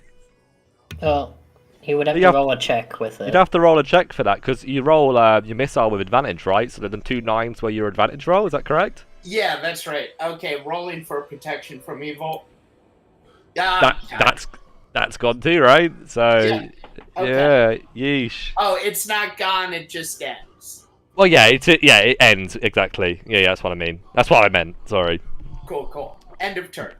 Very, very good. Okay, well, not good, but I mean, you're still alive. The orc is surrounded, and the orc kind of realizing at this point that he's not going to be able to really escape being surrounded by 2 dwarves on either side. He just kind of like flails and strikes. He's going to go for an attack on Gunstein with his axe. Bring it, Greenie. Oh, that was some crazy damage, but and I mean, he hits your shield with such force that you actually have to take a couple of steps back, very suddenly away from him. But you managed to kind of hold tall, hold firm. Good try, Greenie. Karina. Karina will take her other bottle of grog and try and smash the orc over the chest with it. Nice, go for it, dude. Would that be a strength check? Yeah, it sounds like a strength check, but if you succeed, I'll let you knock him out. Roll me a d6 to see if it even smashes, because it might be a very like thick bottle. Bonk. Okay, so 1, 2, or 3 was smashed. So you do smash it over his head, and it just seems to antagonize him. Anything else?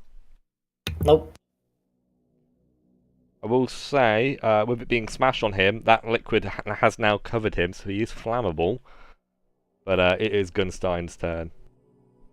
Gunstein is gonna finish the orc off. Alrighty. You do? How do you finish him? Very well. He's gonna hit the orc right in the mid torso. Yep. Pull him down as he kneels, and then he's gonna whisper on his ear, "No more tears, only dreams now." And he's gonna hit him right in the skull. Right in the head. I've got my axe wedged in his skull. That's why he's twitching. Very good. And that's the end of your turn, by the sounds of it. Yes, that is it. Hilda, there is still an orc here, and he's getting out another arrow, notching it. I charge towards him and I smack him with the quarterstaff. Nice. Here we go. Let's go. Ah, big bonk. Big bonk. Not enough. But you just slam him in the stomach. You kind of use it almost like a battering ram. And Then yelps out in pain. I'm gonna run up here. Run up here. Stay here. So, it's worth mentioning that the area that you seem to be going into is some sort of like... what am I trying to... What would it be described as? It's kind of like an assembly line for mining stuff. So they kind of move along these 3 different narrow paths, is what it appears, to actually move stuff up into where assumedly this room leads, this path leads. It's quite interesting. The orcs are obviously pretty good at what they do, but it is now this orc's turn, and I'm going to have him roll a morale check, as he is severely outnumbered.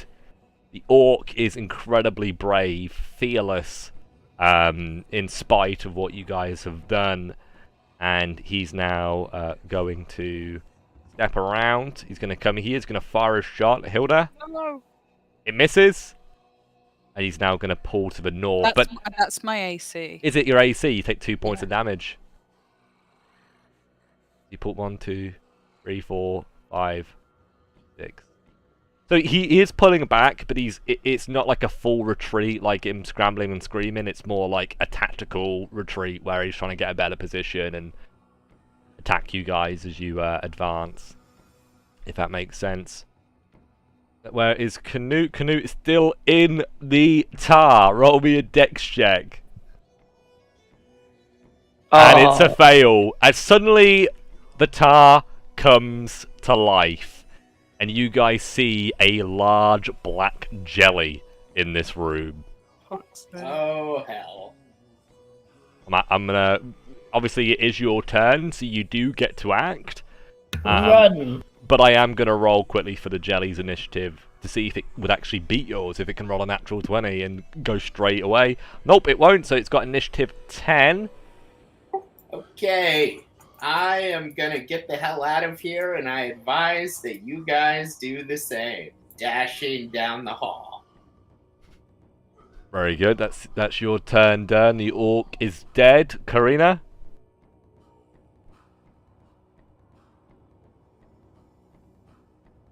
Any Hello? thoughts, Karina?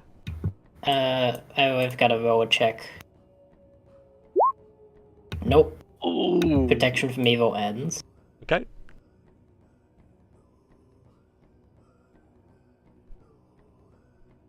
But you still can cast it again, even on a natural 1, right? Probably. Probably, right? Alright, anything else you want to do? Yeah. Yeah, the spell's only over. He doesn't lose it. Yeah, okay, cool. But I need to know... The disconnect. Amazing. The disconnect. Okay, great. I assume he's just going to go into the room somewhere, so I'll just put... He's back. Okay, where do you want to go? What do you want to do? Alright, we'll just do Gunstein's time really Not quickly. back in the Discord. Yeah. Gunstein, what There do you we want to do? Farewell. Should I wait for Jin? Oh no. No, just go. You can go after Farewell. you. 1, 2, 3. Right here. Where's the orc? Where's the fucking orc though? Eldo, where is the orc? I just want to step forward. Up. Left. Right. I don't know. God damn it. Well, in that case, He snuck Loki, away. I would like to use my charisma to maybe taunt him and to stop running away, perhaps. Okay, yeah, sure. Roll me a charisma check to see if you can... I mean, I will give you a height in DC. DC Makes 18. sense. DC Yeah. 18. Oh, look at me! I'm big, strong orc. I run away for little dwarves. How brave I am! Boo hoo! Shit. Ooh. I'll give you a luck point for that, though. That was funny. Thank you. Alrighty, so, Karina, what do you want to do? Drop the flask of oil on the dead orc who is already covered in alcohol. Okay. And then I would like to cast Burning Hands. Burning hands. On the orc corpse. Mm-hmm. Yeah, goes off. Kaboom. So the orc is now set on fire. Does it reach the jelly or not? It doesn't, does it? Yes. Does it? No. It's close range. It's close range. Okay, cool. So it just affects the orc, but now there's this big fiery barricade in the way, I suppose. That's the way to look at it. Very cool. And you pull back and pull away. Ending your turn? Yes. Hilda. I'll move. Ooh, hold on.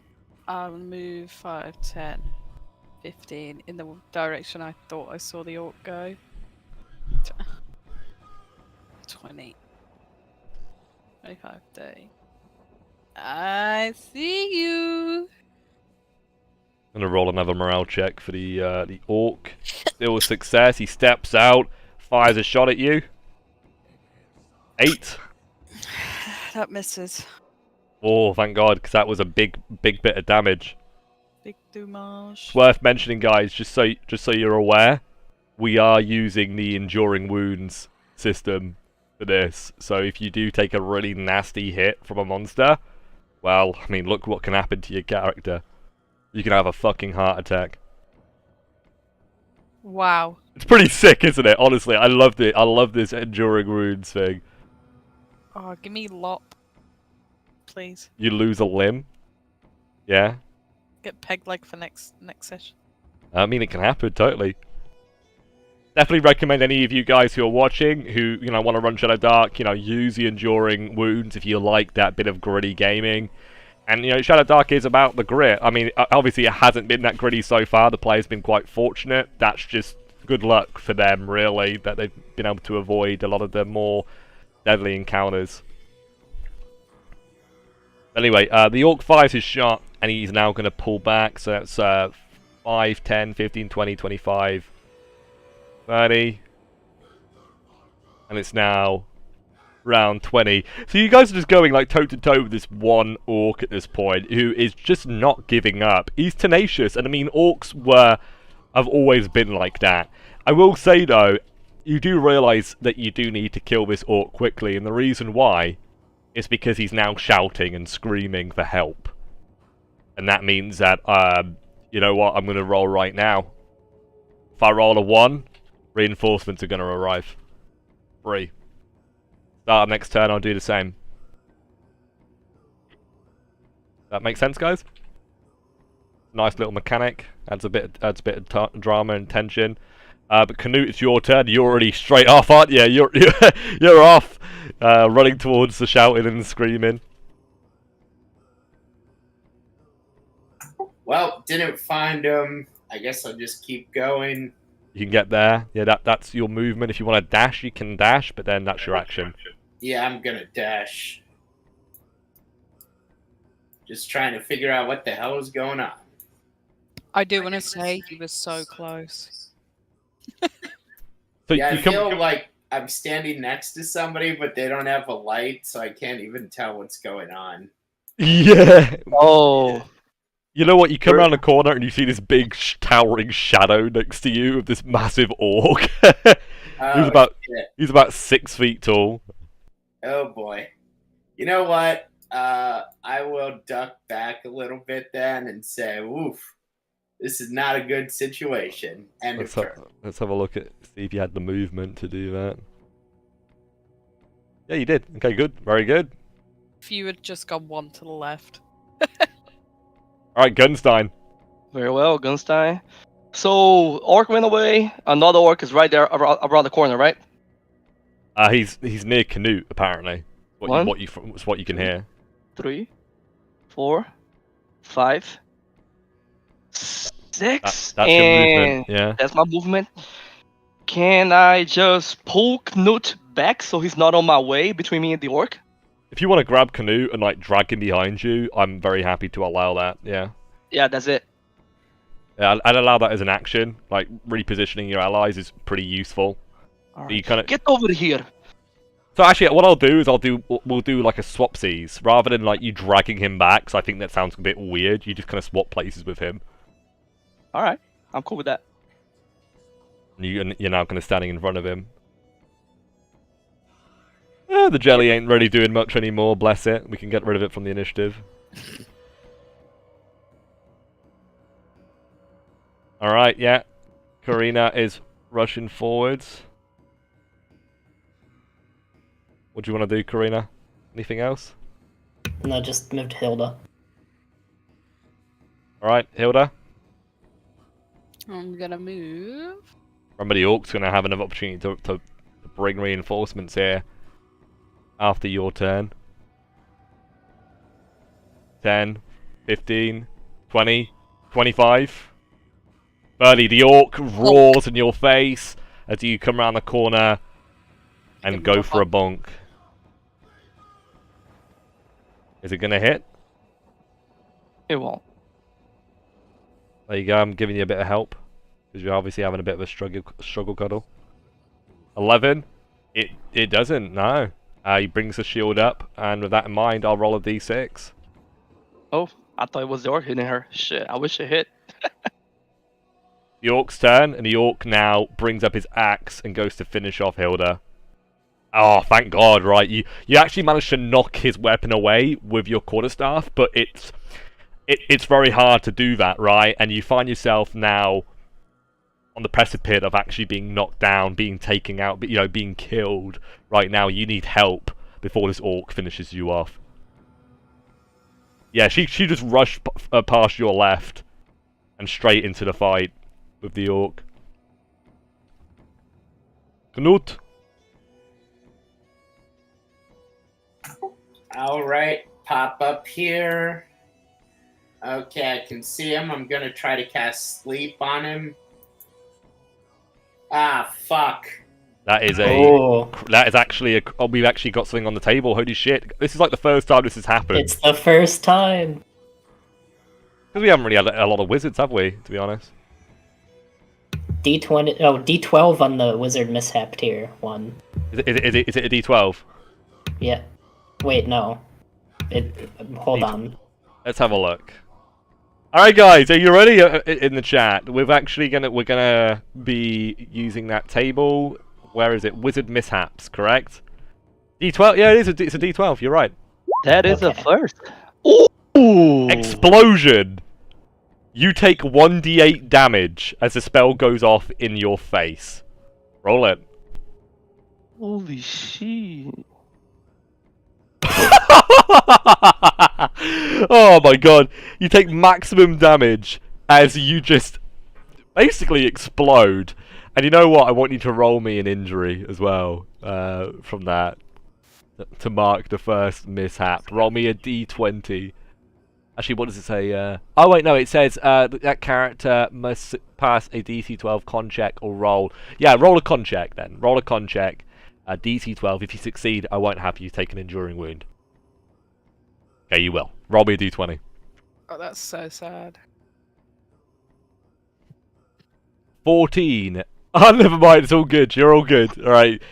You rolled sand everywhere. So I guess what's happened is like you've exploded, and all the dirt and like gravel in this room has just been like woofed up into the air, and you're now in dying state. But do you know what? I'm gonna, rather than having it affect you, I'm gonna have this mist of gravel sweep over everybody who's in this area. So I'm gonna make everybody blind in this area for 1d4 rounds, including the orc. Good. One round. This round is going to be like that. Canute, I want you to roll me a d4 for the amount of rounds it will be before Canute is a husk. 4 rounds, including your con modifier as well. So only 3 because of the con modifier. Very good. So it's a -1. So that's 3 rounds. We can put the free marker on you then. And you've got 3 rounds to go after you've blown yourself up. But it'll start from your following round, because, you know, it was kind of like an end of turn explosion. Nasty. Alrighty, Karina. So you just saw this explosion. Did he mean to do that? I've never seen him cast that spell before. And you know what? I'm fucking blind! I think that was a lot of noise, so I'm going to roll a d6. Okay, no encounter. Cool. Oh. Fuck you. You come around the corner, and like Hilda and the orc are both blinded temporarily, and as you come into like the mist and the gravel that's kind of up in the air, Karina, you kind of shield your eyes, and you seem to be okay. So if you want to try and do something, you can. Magic missile at the orc. Go for it. Ooh. And with that in mind, as the orc flails and tries to bring down Hilda, a missile goes straight through his back and out through his stomach, leaving a nice big hole. The orc drops to the ground. Dead. Gunstein, it's your turn, and with the combat over, do you want to reposition? Yeah, Gunstein is gonna go inside the room here. Are these all barrels over here? Yeah, I think Hello? so. Yeah, Okay, yeah, okay. there they are, yeah. My apologies. Very well. So Knut is actually, I have low int. You probably guys are better for fucking stabilizing him. I'm just gonna stand here by the door to wait for if anyone comes in. I'll have I'll ambush them while you guys heal Knut. Yeah, I'll ambush them. Very good. Yeah, lots of barrels here. A lot of it seems to actually be, a lot of them seem to be full of like slag rock. So these are like big rock chunks. Like when you do mining, typically you like break off big pieces of slag, and then they get like broken down to see if there's any like minerals in them. And this seems to be like the first stage of that process. Payload. Kind of, yeah. Loki's Lair with culture. And I will say there is actually one other thing here too, which is pretty cool, and it's a wheelbarrow, guys. Ah, if I can't heal Knut, we can wheel him out of here.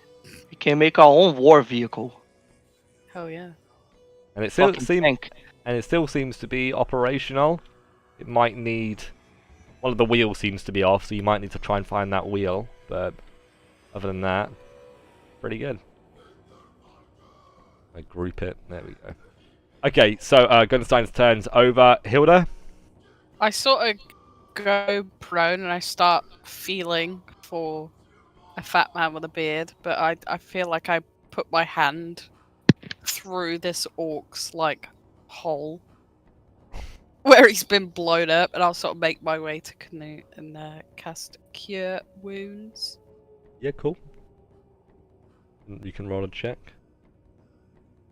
You fucking stop doing that. Alright, man. Success again. Thank you. Hell yeah. The big Heelys. And that's a big Ooh. Healy. You're back up to full. Hell yeah. Thank you so much, my lady. It is worth mentioning, Canute, your beard is a little bit singed from that explosion. But it's just a little bit of a trim. It will grow back in probably a couple of days. Dwarfs' beards grow very, very quickly. Take good notes, Karina. I hope you learned from that. Was that Fireball? It's a spell I've been experimenting with. And look, we won. Incredible. That was all you. I'm gonna go climb in this wheelbarrow. You see the DM playing around with the name of it. You're like, oh yeah, let's get in it. Put it to the back. You go climb in the wheelbarrow, and it seems to, it looks like it could hold one of these barrels, which is not amazing, but quite a few of these barrels in here. A lot of them appear to be full, as I previously stated. Would any of these orcs perhaps have a hand axe? Maybe a dwarven made one? Well, the by good news chance? is this was a random encounter, so there's a potential that these orcs actually had treasure on them. So, I just want my axe Do a back. loot. all right. So yeah, if you want to roll a d6, it's a 3 out of 6 chance of each orc having treasure. Although one of them's been burnt, so I don't think you could get treasure from that one. Two of you rolled, but I only wanted one check. Well, Hilda did go first. What have you rolled a 1? One of you rolled a 6. So you know what? Let's have Take the 6! Let's have Canute roll a d6, and we'll take his result. There we go. No treasure on this orc, unfortunately. Newt would like to light a torch. Very good, and that reminds me, I've kind of lost track of. I think you lighted torches at the start of the hour, so I think it's the end of the hour. Hour is when. There is 31 minutes on my lantern. That's what I'm saying. Yeah, exactly an hour, right?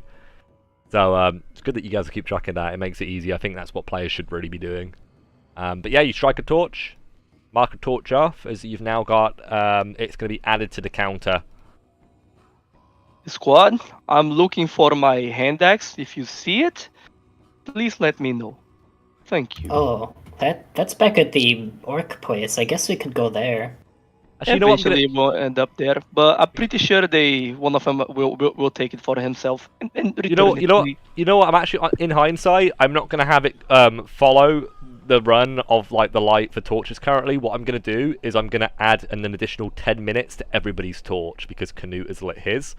So we're gonna be up to 8:10, which is my current time. You know, it's what I reference. So 40 minutes for everybody's torches and light sources rather than 30. Good stuff. Cool.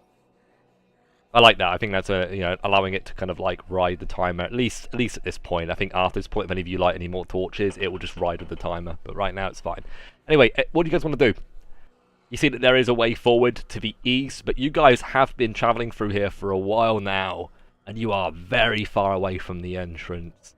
And you now also realize that on the way back, you might have to deal with a big monster, big slime creature. Maybe you need to look for another way out. I will look at the walls for any indication of where the fuck we are. Oh, I just know. Yes, know. so this is what we would call a holding bay for the dwarves, right?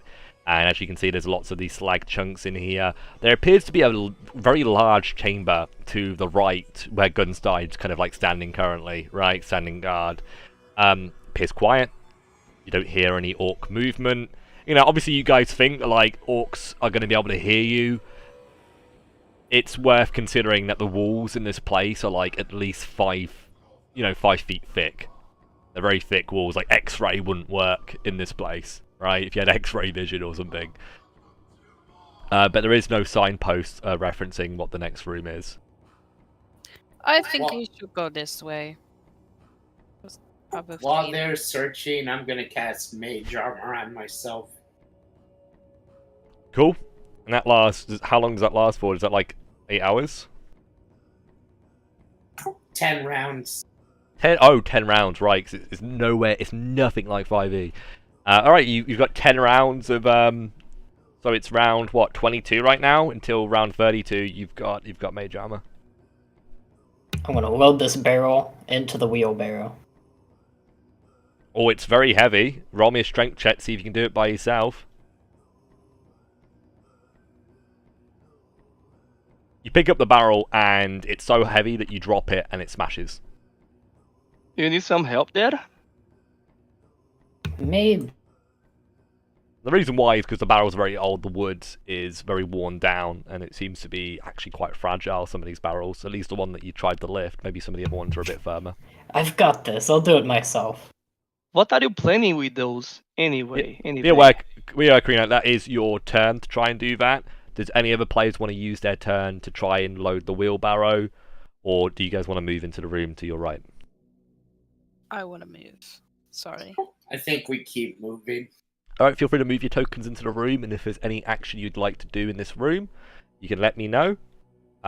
Be aware that actions do include, like, listening out, guarding, you know, just some sort of, like, reference of, like, what your focus is right now, yeah? I'm gonna listen. Any noise? I'll just wait here to be kind of like the link between the split party, you know? Yeah, it's fine.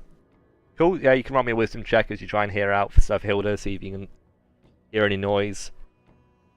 And obviously, guys, like Shadowdark, it does have the crawling rounds. I feel like the crawling rounds can be quite slow, so just kind of asking people to do things as one definitely speeds it up, right? You don't hear anything out of the ordinary. Obviously, there's some doors to your right, a double set of doors. There is a coin pouch actually etched onto the stone of those doors, and there is in the dwarven language the markets written on the doors. If you go through those doors, it will lead you to the markets, assumedly. If we're looking to get out of here, that might loop us around nicely. Alrighty. What is that, Hilde? The markets. Market? Sounds like money to me. And as you guys kind of press up towards that door, I'll give Karila another attempt to try and load up the barrel with one of the ones that she's next to. 9. You're struggling, and Gunstein, you can see her struggling. If you run over and help her, you could probably get it in. I will do that. Let's just hurry up with this, shall we? You better have a good idea with this. You can roll me a strength check too, and if you can roll a 9 or higher, easy for you. And you easily help load the wheelbarrow. Alright. See, I didn't need your help.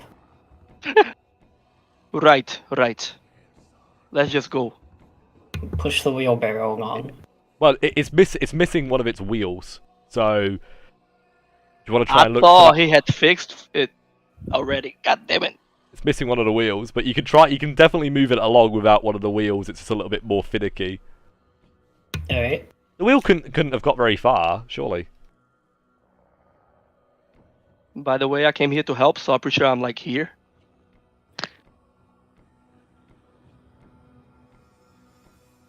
So do you just want to push it into the main room?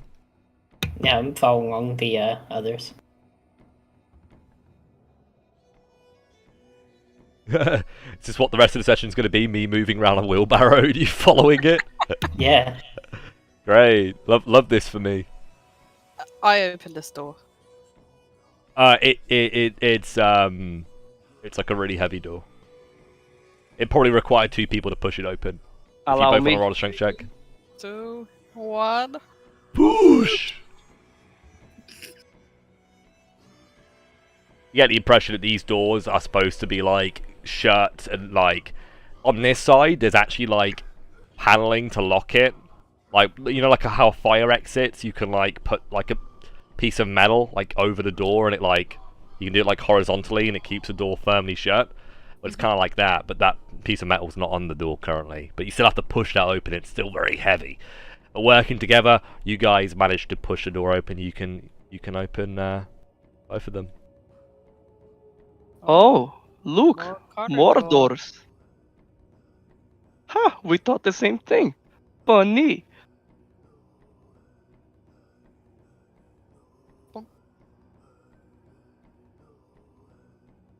Strange room this is.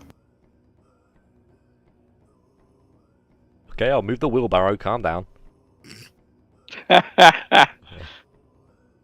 Oh, that lantern's fucking flying away with Canute, apparently. Magic, I'd say. Alright, well, Canute's fat ass is in the way. You're gonna have to wait a second, Karina. There we go.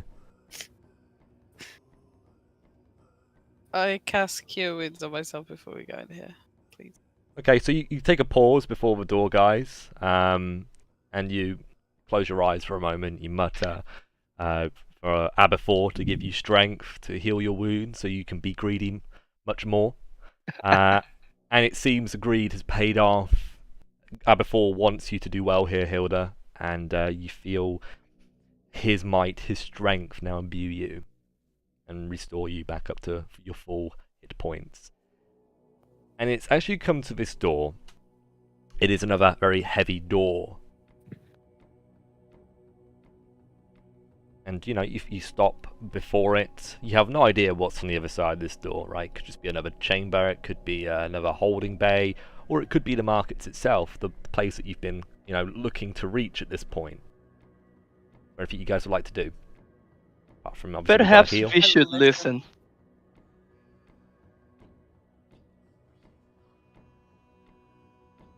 Okay, so it is now around 24. If you want to put your ear to the door and roll a wisdom check, you can. You don't hear anything, Hilda? Karina! It's hard work pushing this. You want to put your ear to the door, Gunstein? Yes, I do. How's that? You hear a commotion on the other side of the door. Sounds like all. I lift up a finger to Karina so she can stop moving and farting. Okay. Squad, there is something behind this door. And seeing that it is a market, I take it is a large area, and large areas usually tend to have larger numbers. Perhaps we should turn back. Or not. Find I'll that leave that up to you. black tar monster? I think we should keep going, but yes, we could use the wheelbarrow as cover. Is what's in the wheelbarrow flammable?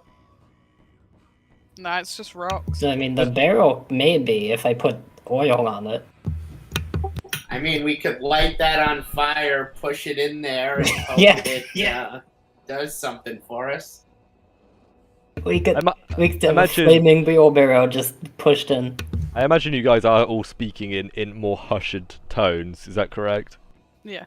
Or are That we is all correct. just Yes. or are we all just speaking? We're hiding behind the door. Yeah.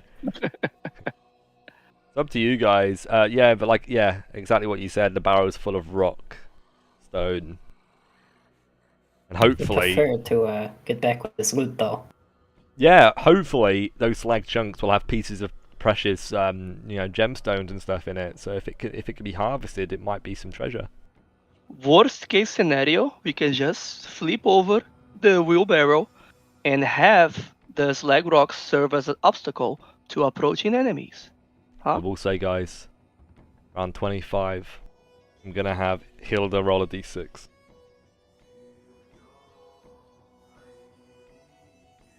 Who's at the door? Let's just open the bloody doors. Roll a d6 for what it's gonna be. Oh, thank God you didn't Oh, roll. thank If you roll a 1, I would have literally took a fat shit. I know. Wouldn't have been good. Nope. So suddenly you hear shouting from the orcs as there is a lot of quick movement. And the movement doesn't even sound like it's necessarily coming towards you guys. They seem to be scattering in every direction as if there's some panic. Weird that, right? I'm gonna have you roll a d6 for the distance, Hilda. This random encounter that you've rolled.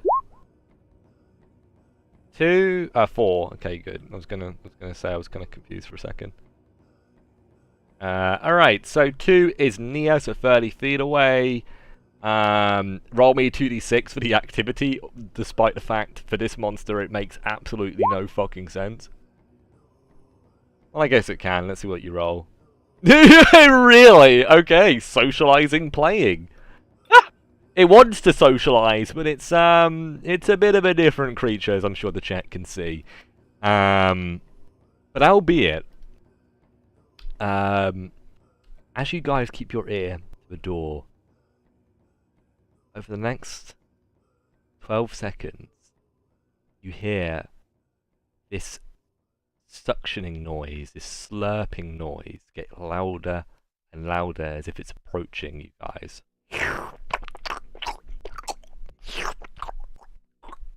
And it's getting louder and louder and louder and louder. Yeah, it's the fucking vacuum from Teletubbies, bro.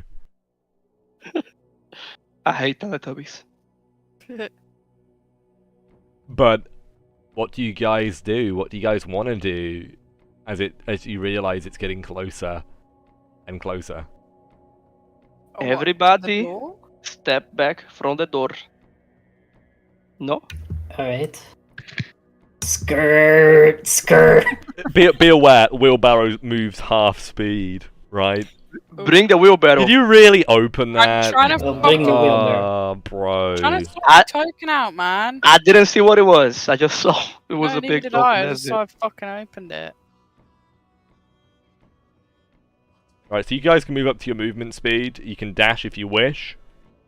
That does include Karina, although it would be half of... Skirt! Is the wheelbarrow staying or going? It's going. Very well. You're dragging it through. As suddenly both the doors are pushed open, and you see what appears to be a gelatinous cube No! sweep through.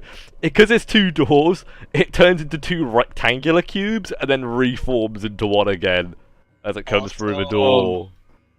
Now, this monster, guys, is one of the bosses of this dungeon, and it seems to be hungry, potentially, for you guys. Well, Loki, I do believe you rolled that it was to socialize. I did, but its form of socializing is having you inside of it and having you bounce Yeah. around. So I want you to roll me Hear me initiative, out. guys. Okay, I'll hear you out. What Very well. What are you thinking? If it was to socialize, I'm thinking about offering it a very delicious barrel of slag and leave it there so it will consume the barrel instead of instantly going for us. That's what I'm thinking. Okay, so do you want to... I mean, I'm going to have... I mean, you guys have a dash, correct, to get to where you are now? Actually, no, you've only moved like 35 feet, so yeah. But then you did technically take the dash action. I'd say roll me initiative, guys, and if you can beat the initiative of this creature, then yeah, you can do exactly that. I'll let you try that. Wait, it says Beastman initiative still. Let me have a look. Beastman. Yeah, it's because I copy and paste the sheets, don't I, to make them quickly. Let me have a look at the Gelatinous Cube, and we'll get some... Alright, so +1 to Dex. Hopefully he does up Please go the low. sheets nice and soon. 16. God damn it. But there are people who did beat it, so maybe they can do something before the Gelatinous Cube. I mean, you rolled a 16 too, right? Yeah, so I think it's going to be at the same time. If that's how it works, I don't think that's... I mean, there isn't actually like a proper turn order system in that game. It's more like round robin, right? Yeah. So because of that, what I will say is whoever has the higher dex score, I have a 14. it also has a 14. So in that case, I'll give it to you as the player. Very well, thank you. Alright, so Canute goes first as always. I don't know why he seems to always go first on initiative, but he's just... I guess he's Very smart. It's not, by the way, guys. For anybody who's watching, this is not a published dungeon. I've had a couple of people ask it. I've actually made it myself, which is pretty sick. Made it on Dungeon Scroll. I might make it available if people want it. Casting protection from evil on Goonstein. Thank you End of turn. so much. Nice. So you're now imbued, Gunstein. You're gonna need that, bro, because Gelatinous Cube is looking very slurpy as he's I don't even... he, she, they are approaching you. I don't think they have a gender. Genderless, aren't they? But it is now your turn and the turn of the Gelatinous Cube. Yeah, maybe we'll have you go at the same time, actually, because that sounds kind of interesting. So, like, it now moves 5 feet forward. What do you do? Very well. I would like to, very charismatically, like smiling and doing gentle motions, I would like to pick up the barrel of slag and gently roll it in the direction of the Gelatinous Cube. Righty. So I didn't have you roll like a reactionary roll to it because you couldn't see it right at the start of the encounter. True. But I am going to have you roll it now, and that allows you to use your charisma modifier to actually, like, you know, improve the chance, right? So it's a 2d6 plus your charisma modifier. Here we go. 9. Neutral. Okay, it's better than suspicious or hostile. So with that in mind, you roll the barrel now towards the Gelatinous Cube, and the Gelatinous Cube just goes over it and suctions it up, and now it's the cube now actually like ascends and is now like hovering basically where you see that body in it, you know, kind of between the body and the sword. And I will say, guys, there is actually a blade sticking out of the Gelatinous Cube. It looks quite nice. Very well. I'm gonna smile at it, and I'ma move away my 30 feet. I'll tell you, the fact that sword has managed to survive inside that Gelatinous Cube, it must be a pretty good sword. I'm sure it is, but I'll leave. Yeah. So with that in mind, the Gelatinous Cube is going to end its turn now, kind of consuming the barrel, and you're stepping away. Is that correct? Yep. Yeah, you can move away. It's fine. I'm not gonna go further than this because it's dark. Actually, fuck it, I will. I'm gonna move. Christ.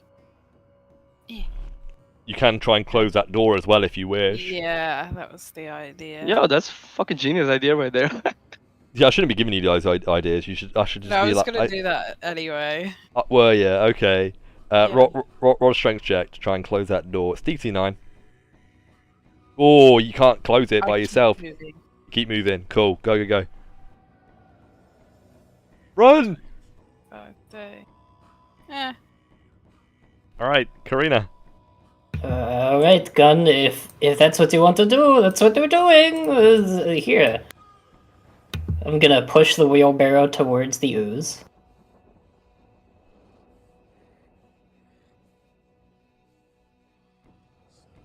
And then try and pull out the sword. Oh, you maniac. Holy shit. Alrighty. Make me a strength check. This is Excalibur level. It's the highest DC. You fail. It's DC 18 to pull this sword out.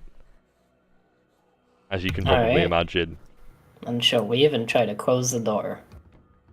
Roll me another strength check, and that's going to be your action to do that as well. Or I guess this would be your off action, like your free action, right? Yeah, you managed to shut one of the doors, but the other one is still open. Round 26, over to Canute. Alright, I'll try to finish the job. Close this door. Strength check, I assume. Yeah, just need a DC 9. Ah, hell. Can't do it. Get out of the way! Do you want to pull back? Yep, I'll go to there. Too hefty, so it's a hefty boy. The Gelatinous Cube now continues to move forward, and now kind of braces against the door. I didn't want the wheelbarrow. It didn't. It kind of sucks it up. But it isn't going to be able to attack you this round anyway. But it will try and kind of push against the door. So I want you to roll me a strength check contested against the Gelatinous Cube. Just see if you can hold that door closed. Ooh. 6. The door is pushed open and you realise it's time to get out of here before this cube. Where is Karina?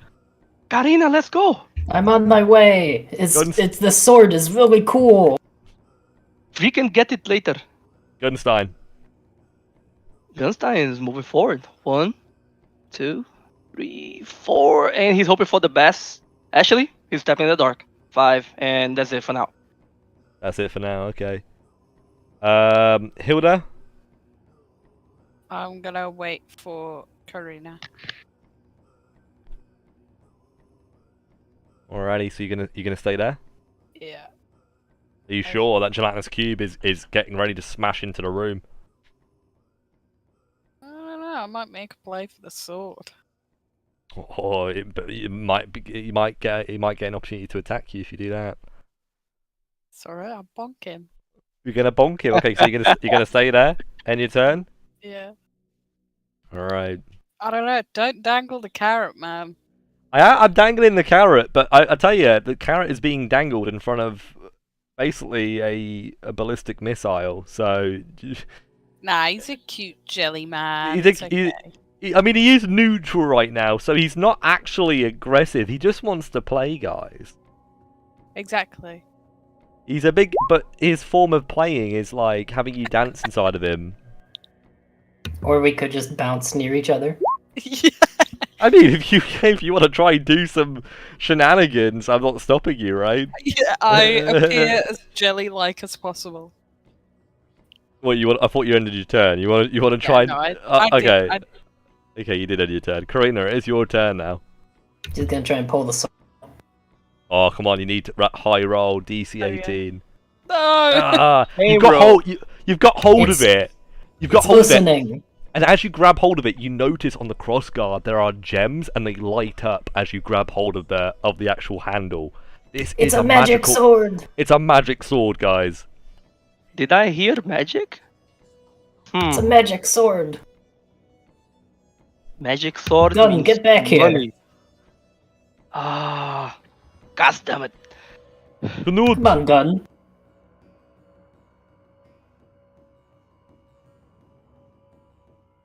Canute's just bolted. And he's right on top of Gunstein. Oh, he's gone around the corner. Very nice.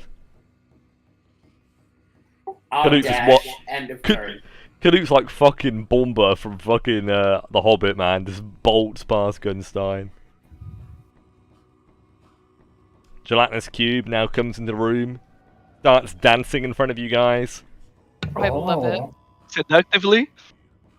Yeah. It's the only way. I want you to both roll me a charisma check as you try to wobble with the movement of the gelatinous cube. Let's do the cube. Right, let me just make sure it's got the movement to do this. Its movement is near, okay, so it can move like 30 feet. 6. 6 is a fail. It is offended by your movement. It now begins to wobble and shift towards you guys. Karina, not working! Not working for the Ooze! Oh, come on. This dance is wonderful. And as you say that, it's going to go for an attack. Oh god. Only got one attack, a touch attack. 20. Ooh! It hits. Holy shit. And with that in mind, I need to roll me a strength save, DC 12, Karina. Otherwise, you will be trapped inside the gelatinous cube. You take 5 points of damage as you're now unconscious. And the toxin also seeps over your body as well. Not that it really matters at this point, because it's, well, got you inside. I think we're fighting this thing.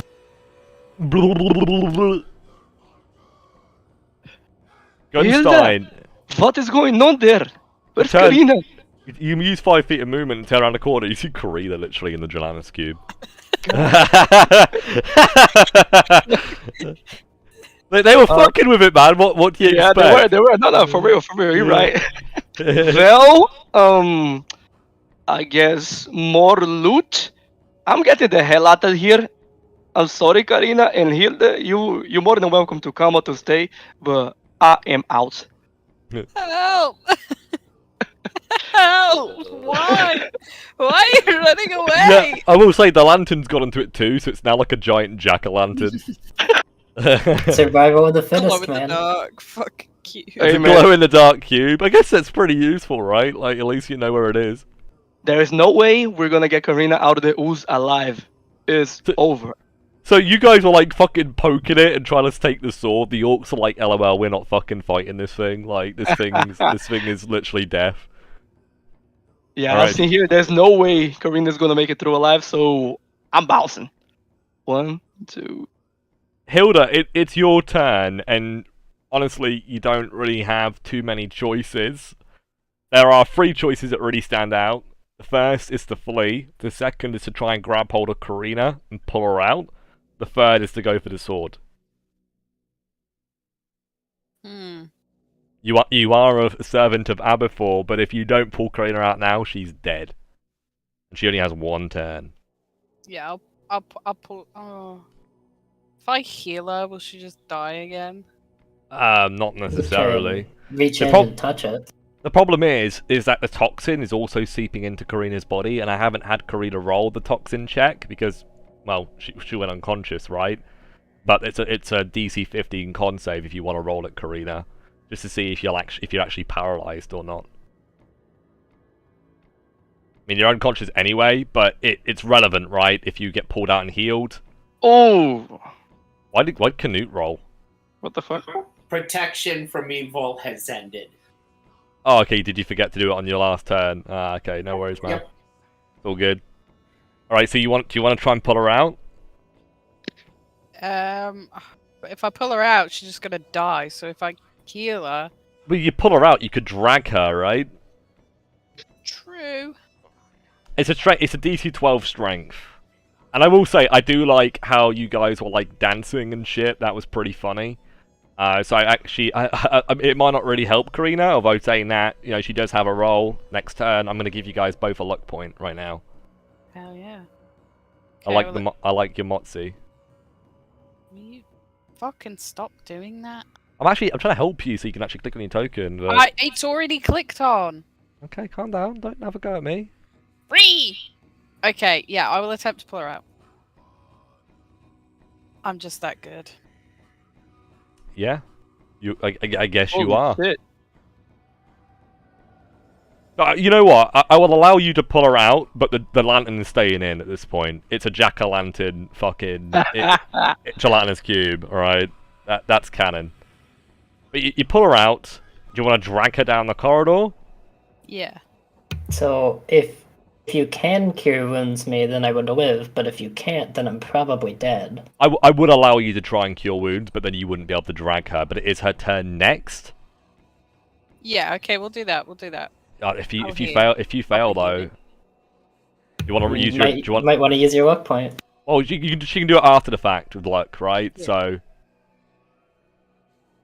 yeah, do you want to use it? Sure. Ah, yes. What? This is the fucking luck point curse, man. Like every time somebody uses it, they roll the same thing. All right, do you want to get out of here now? You've tried to pull Karina out. She is out, but Yeah, let's go. Down the tunnel we go. Bad dancing. all right, pull away.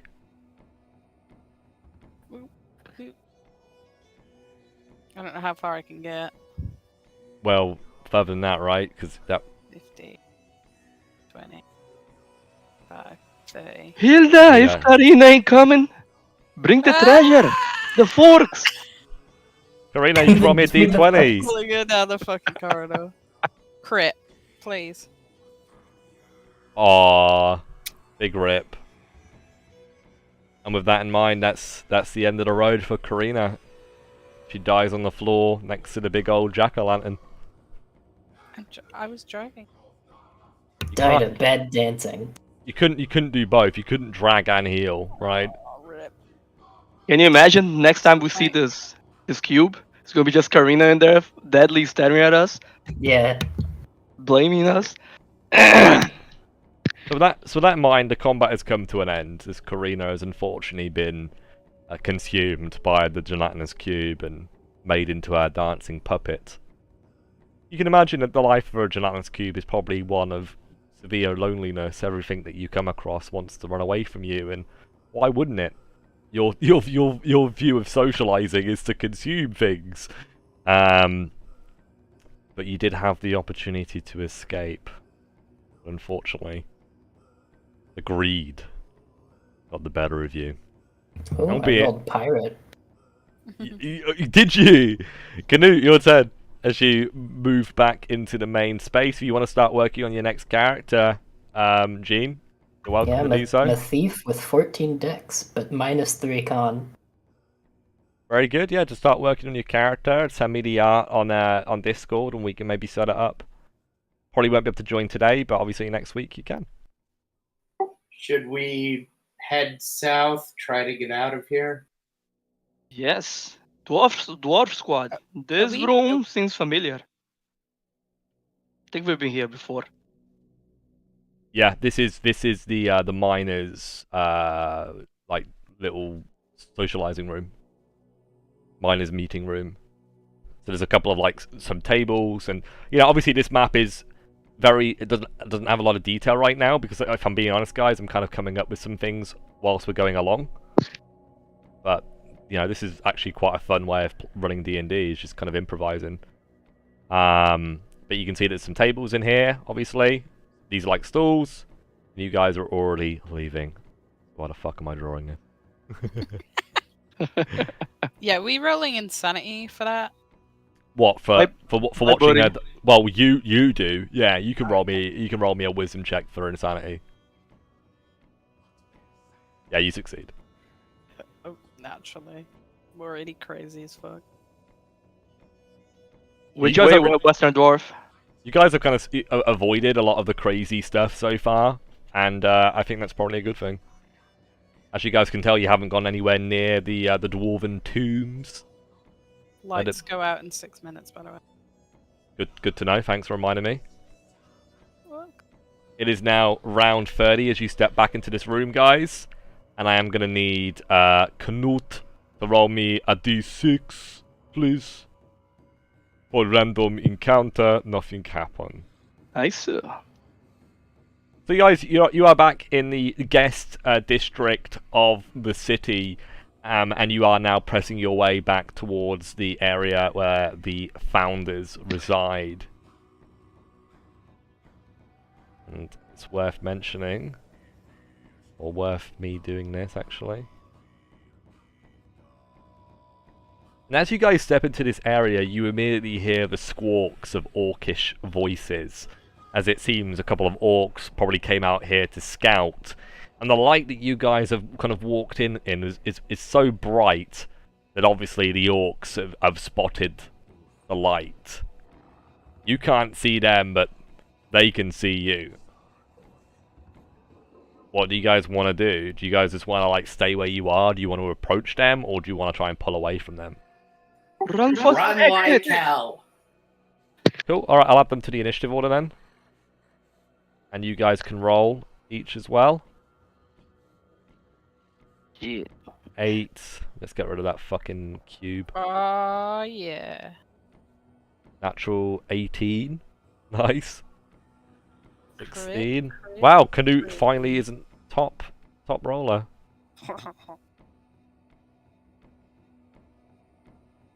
Alrighty, round 30. It looks like, Hilda, you have the initiative, as it seems the orcs are starting to move as well. They're going to be going straight after you. What do you want to do? Oh, 30. Move here. Dash. Dash? 35, 40. I can't remember the way out. 45, There's the stairs. 50. Oh, 50, 55, 60. There we go. Brilliant. Next up is the orcs. And armed with bows, they are going to fire out from the darkness.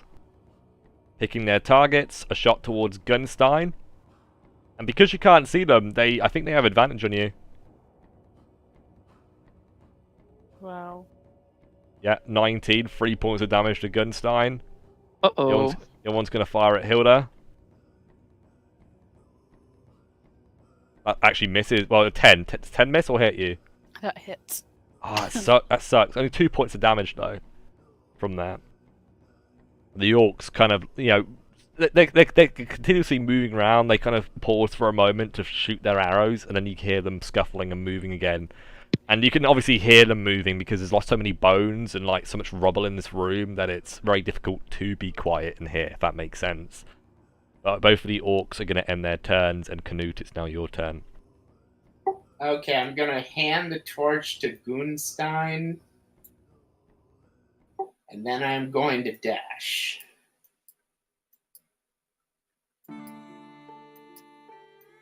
Well, this is not appropriate. Let's do this one.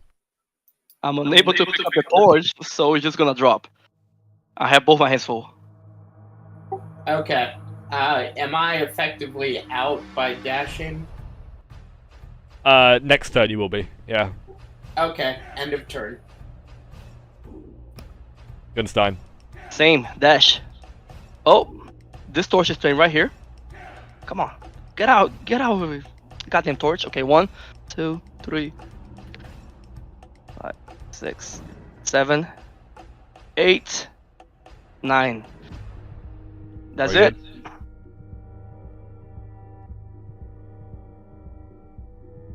That in mind, Hilda, do you run past them and go up the steps? Yep. You're off the map. 2 orcs desperately try and shoot you guys as you start running up the steps. And they can run just far enough that they can actually see like the 2 of you at the back, and it's going to be 1 shot for each of you. So they still have advantage though, even though we're like running upstairs. The idea is that they have advantage because they're shooting you from a place that you can't, see them from, right? That's why they have advantage. Yeah, but like, are we like changing heights because we're getting more elevated than them?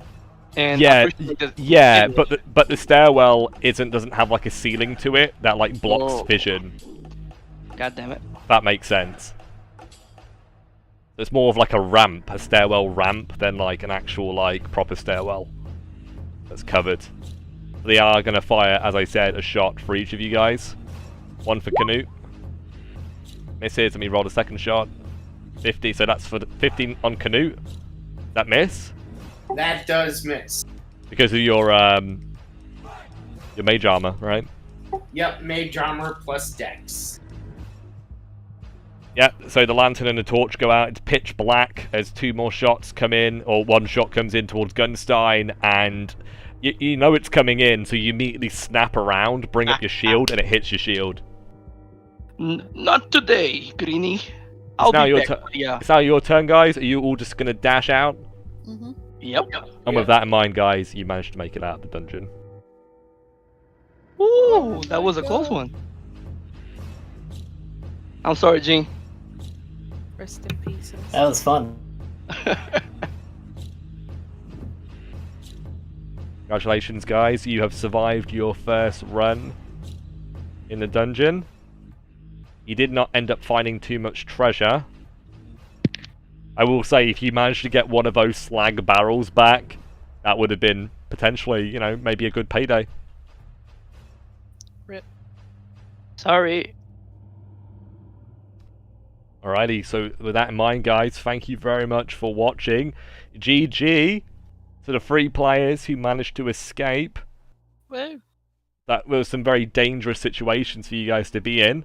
But now you make your way back to the stronghold of Borg, which is about half a week to a week's travel, which you guys managed to make. Now back, you guys are able to transfer your treasure into currency, and then expend that treasure to, that currency to get new gear. So do we want to tally up what you guys have managed to find over today's adventure? 10 silver spikes. 10 silver spikes. They are And- each worth 2 gold pieces, though, so that's 20 gold. Alright. I'm selling that. So 20 to share with everybody else later. Yeah. Yep. I have the golden bowl, which was 15 GP. I believe so. I will double check that, though. It's on my sheet. I wrote it Yeah, down. okay. Okay. Anything else? I would like to 10 check. copper pieces. Hey! I would like Very to check nice. how much the silver fang is worth. Although I Is- don't think I'll be selling it. Did I not give you a price? There For was the a silver price. fang, nah. I'm fairly certain there was a price. But Actually, no. I don't think there was for. was there not? No. Okay, then you know what? I'm wrong. I apologise. I'll have a look. Silver tooth is a gold piece. I'll be keeping it. Perhaps I can find its owner. Maybe. I think it is free to carry. It's a fang, right? Yeah. Oh yeah, no, you did. 1 GP. Okay, I did then. Very good. 50 GP for the bowl. Yeah, it was 15 GP, alright. So what's that in total? That sounds like 35 gold, 10 coppers. Do not forget the coppers. Is that what you guys got? Yeah, that's what I got here. Alrighty, so we're gonna split it up between 3. As your 4th member has unfortunately perished, you'll have a new criminal joining you, a new outlaw joining you next week. And that's kind of the idea, guys, for people who play in this. If you want to be a player, all you got to do is be a Patreon of the Loki's Lair channel. The lowest tier is like $2.99 a month, and you get access to all of the charts and tables that we have as well on the Patreon. It's a pretty good deal. You also get to play in these little wacky games that I'm running currently. But yeah, so do you guys want to split up that money? Yeah. 35 by 3. 30 by 5, well, it's at least 10, right? Like 11. Yeah, 11 and 66 silvers for each. Is that what it is? Yeah. Yeah, it's 11.66666 forever. Yeah, okay, so 11 gold and 66 silver, guys. Is what you guys get from the split. It's not a lot of money. You get the impression that you guys were, maybe do a different section next week. I'm taking my 3 copper pieces out of those 10. Sorry? I'm taking I my 3 found copper them, pieces. so I'm taking 4. Oh, wow. How dare you. Oh, okay, so 3 for the 2 of you, and then 4 for Canute. How Alrighty. much experience does that give us? 3 Well, each? you've already gained the experience when you found it. Oh, I see. I already gave you your experience. So you guys do actually now have a choice. You can buy some gear, or you can do some carousing. You can try and get some more experience from carousing. Can one do both? You can, but I don't know if you've got enough money to do both. That's kind of my point. I see. Because carousing does cost a bit of money in this game. I'll tell you how much it is. It's 30 gold pieces. Wow. So it would be pretty much all of your money to carouse. But if you do it, you will at least gain 2 experience points. If you roll well, what's the roll? Is it a D8? It's a D8 plus the events bonus, and it's a +0. Yeah, so the minimum you can gain is +2 experience. The maximum is 4 experience that you could gain. I'm buying a hand axe for 2 GP, and I can use the rest for carousing. I still have 20 gold. All because you had gold left over from like buying your equipment, right? Yep. Okay. Well, do you guys want to meet the new shopkeeper? Oh shit. Hell yeah. Oh yeah. As a part of the outro. Yeah. All right. As you guys step into the shop, you can see that it is clearly of dwarven craft. You can see that there are many weapons, crossbows, shields, sets of armor. This guy knows a thing or two about dwarven arms. He has a big white beard, a solemn expression, a burly looking dwarf. And this is his shop, Bjorn's Armory. And he says, "Hello there, patrons. Welcome to my shop. How can I serve you this day?" Bjorn, my friend. Long time no see, huh?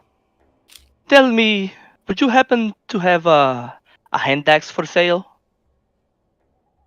Of course I do. And with that in mind, do we have a fucking thing for Bjorn? We do.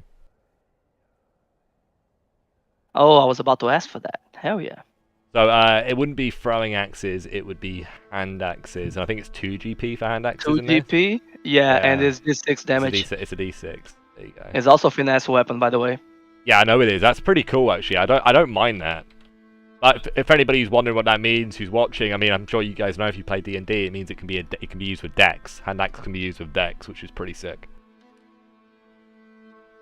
But as I was saying, yes, I do have hand axes. I have maces, warhammers. I even have great axe too. The greatest thing I have in this shop for one of you who could earn a pretty penny is a set of dwarven plate mail. 130 gold for it. Fascinating. Pretty sick. Nice heavy armor, well made. Dark iron steel is used. I'll take it. Eventually. Ah, you're very funny. So, what would you like to purchase? You just want hand axes, yes? Yes, but I'm also curious. Why is the grog the current special? Is there anything different about this grog? It empowers you, it makes you feel stronger temporarily. A boon to your power. Interesting. How much boon are we talking about, Loki? I haven't really decided exactly what it does yet. I see. That's why I haven't written anything next to it. But what it tells you guys is that I'm thinking about things. I think the idea is it's probably going to give you like advantage on strength checks for X amount of rounds. Oh shit. Hey guys, are we carousing or what? Because that changes if I'm gonna buy grog or not. Let's carouse. How much you guys got? I have 21 gold. 30 minimum, right? Yeah. I think that's just for one person though. Do you guys want to? So you buy your hand axes, you leave the shop. Mhm. See you next time. Actually, let me get some of that grog, Bjorn, please. All right. So you want to buy one set of grog, 5 GP. Yep, 5 GP. All right, paid. Right. So we got a new character joining next week. Gorm.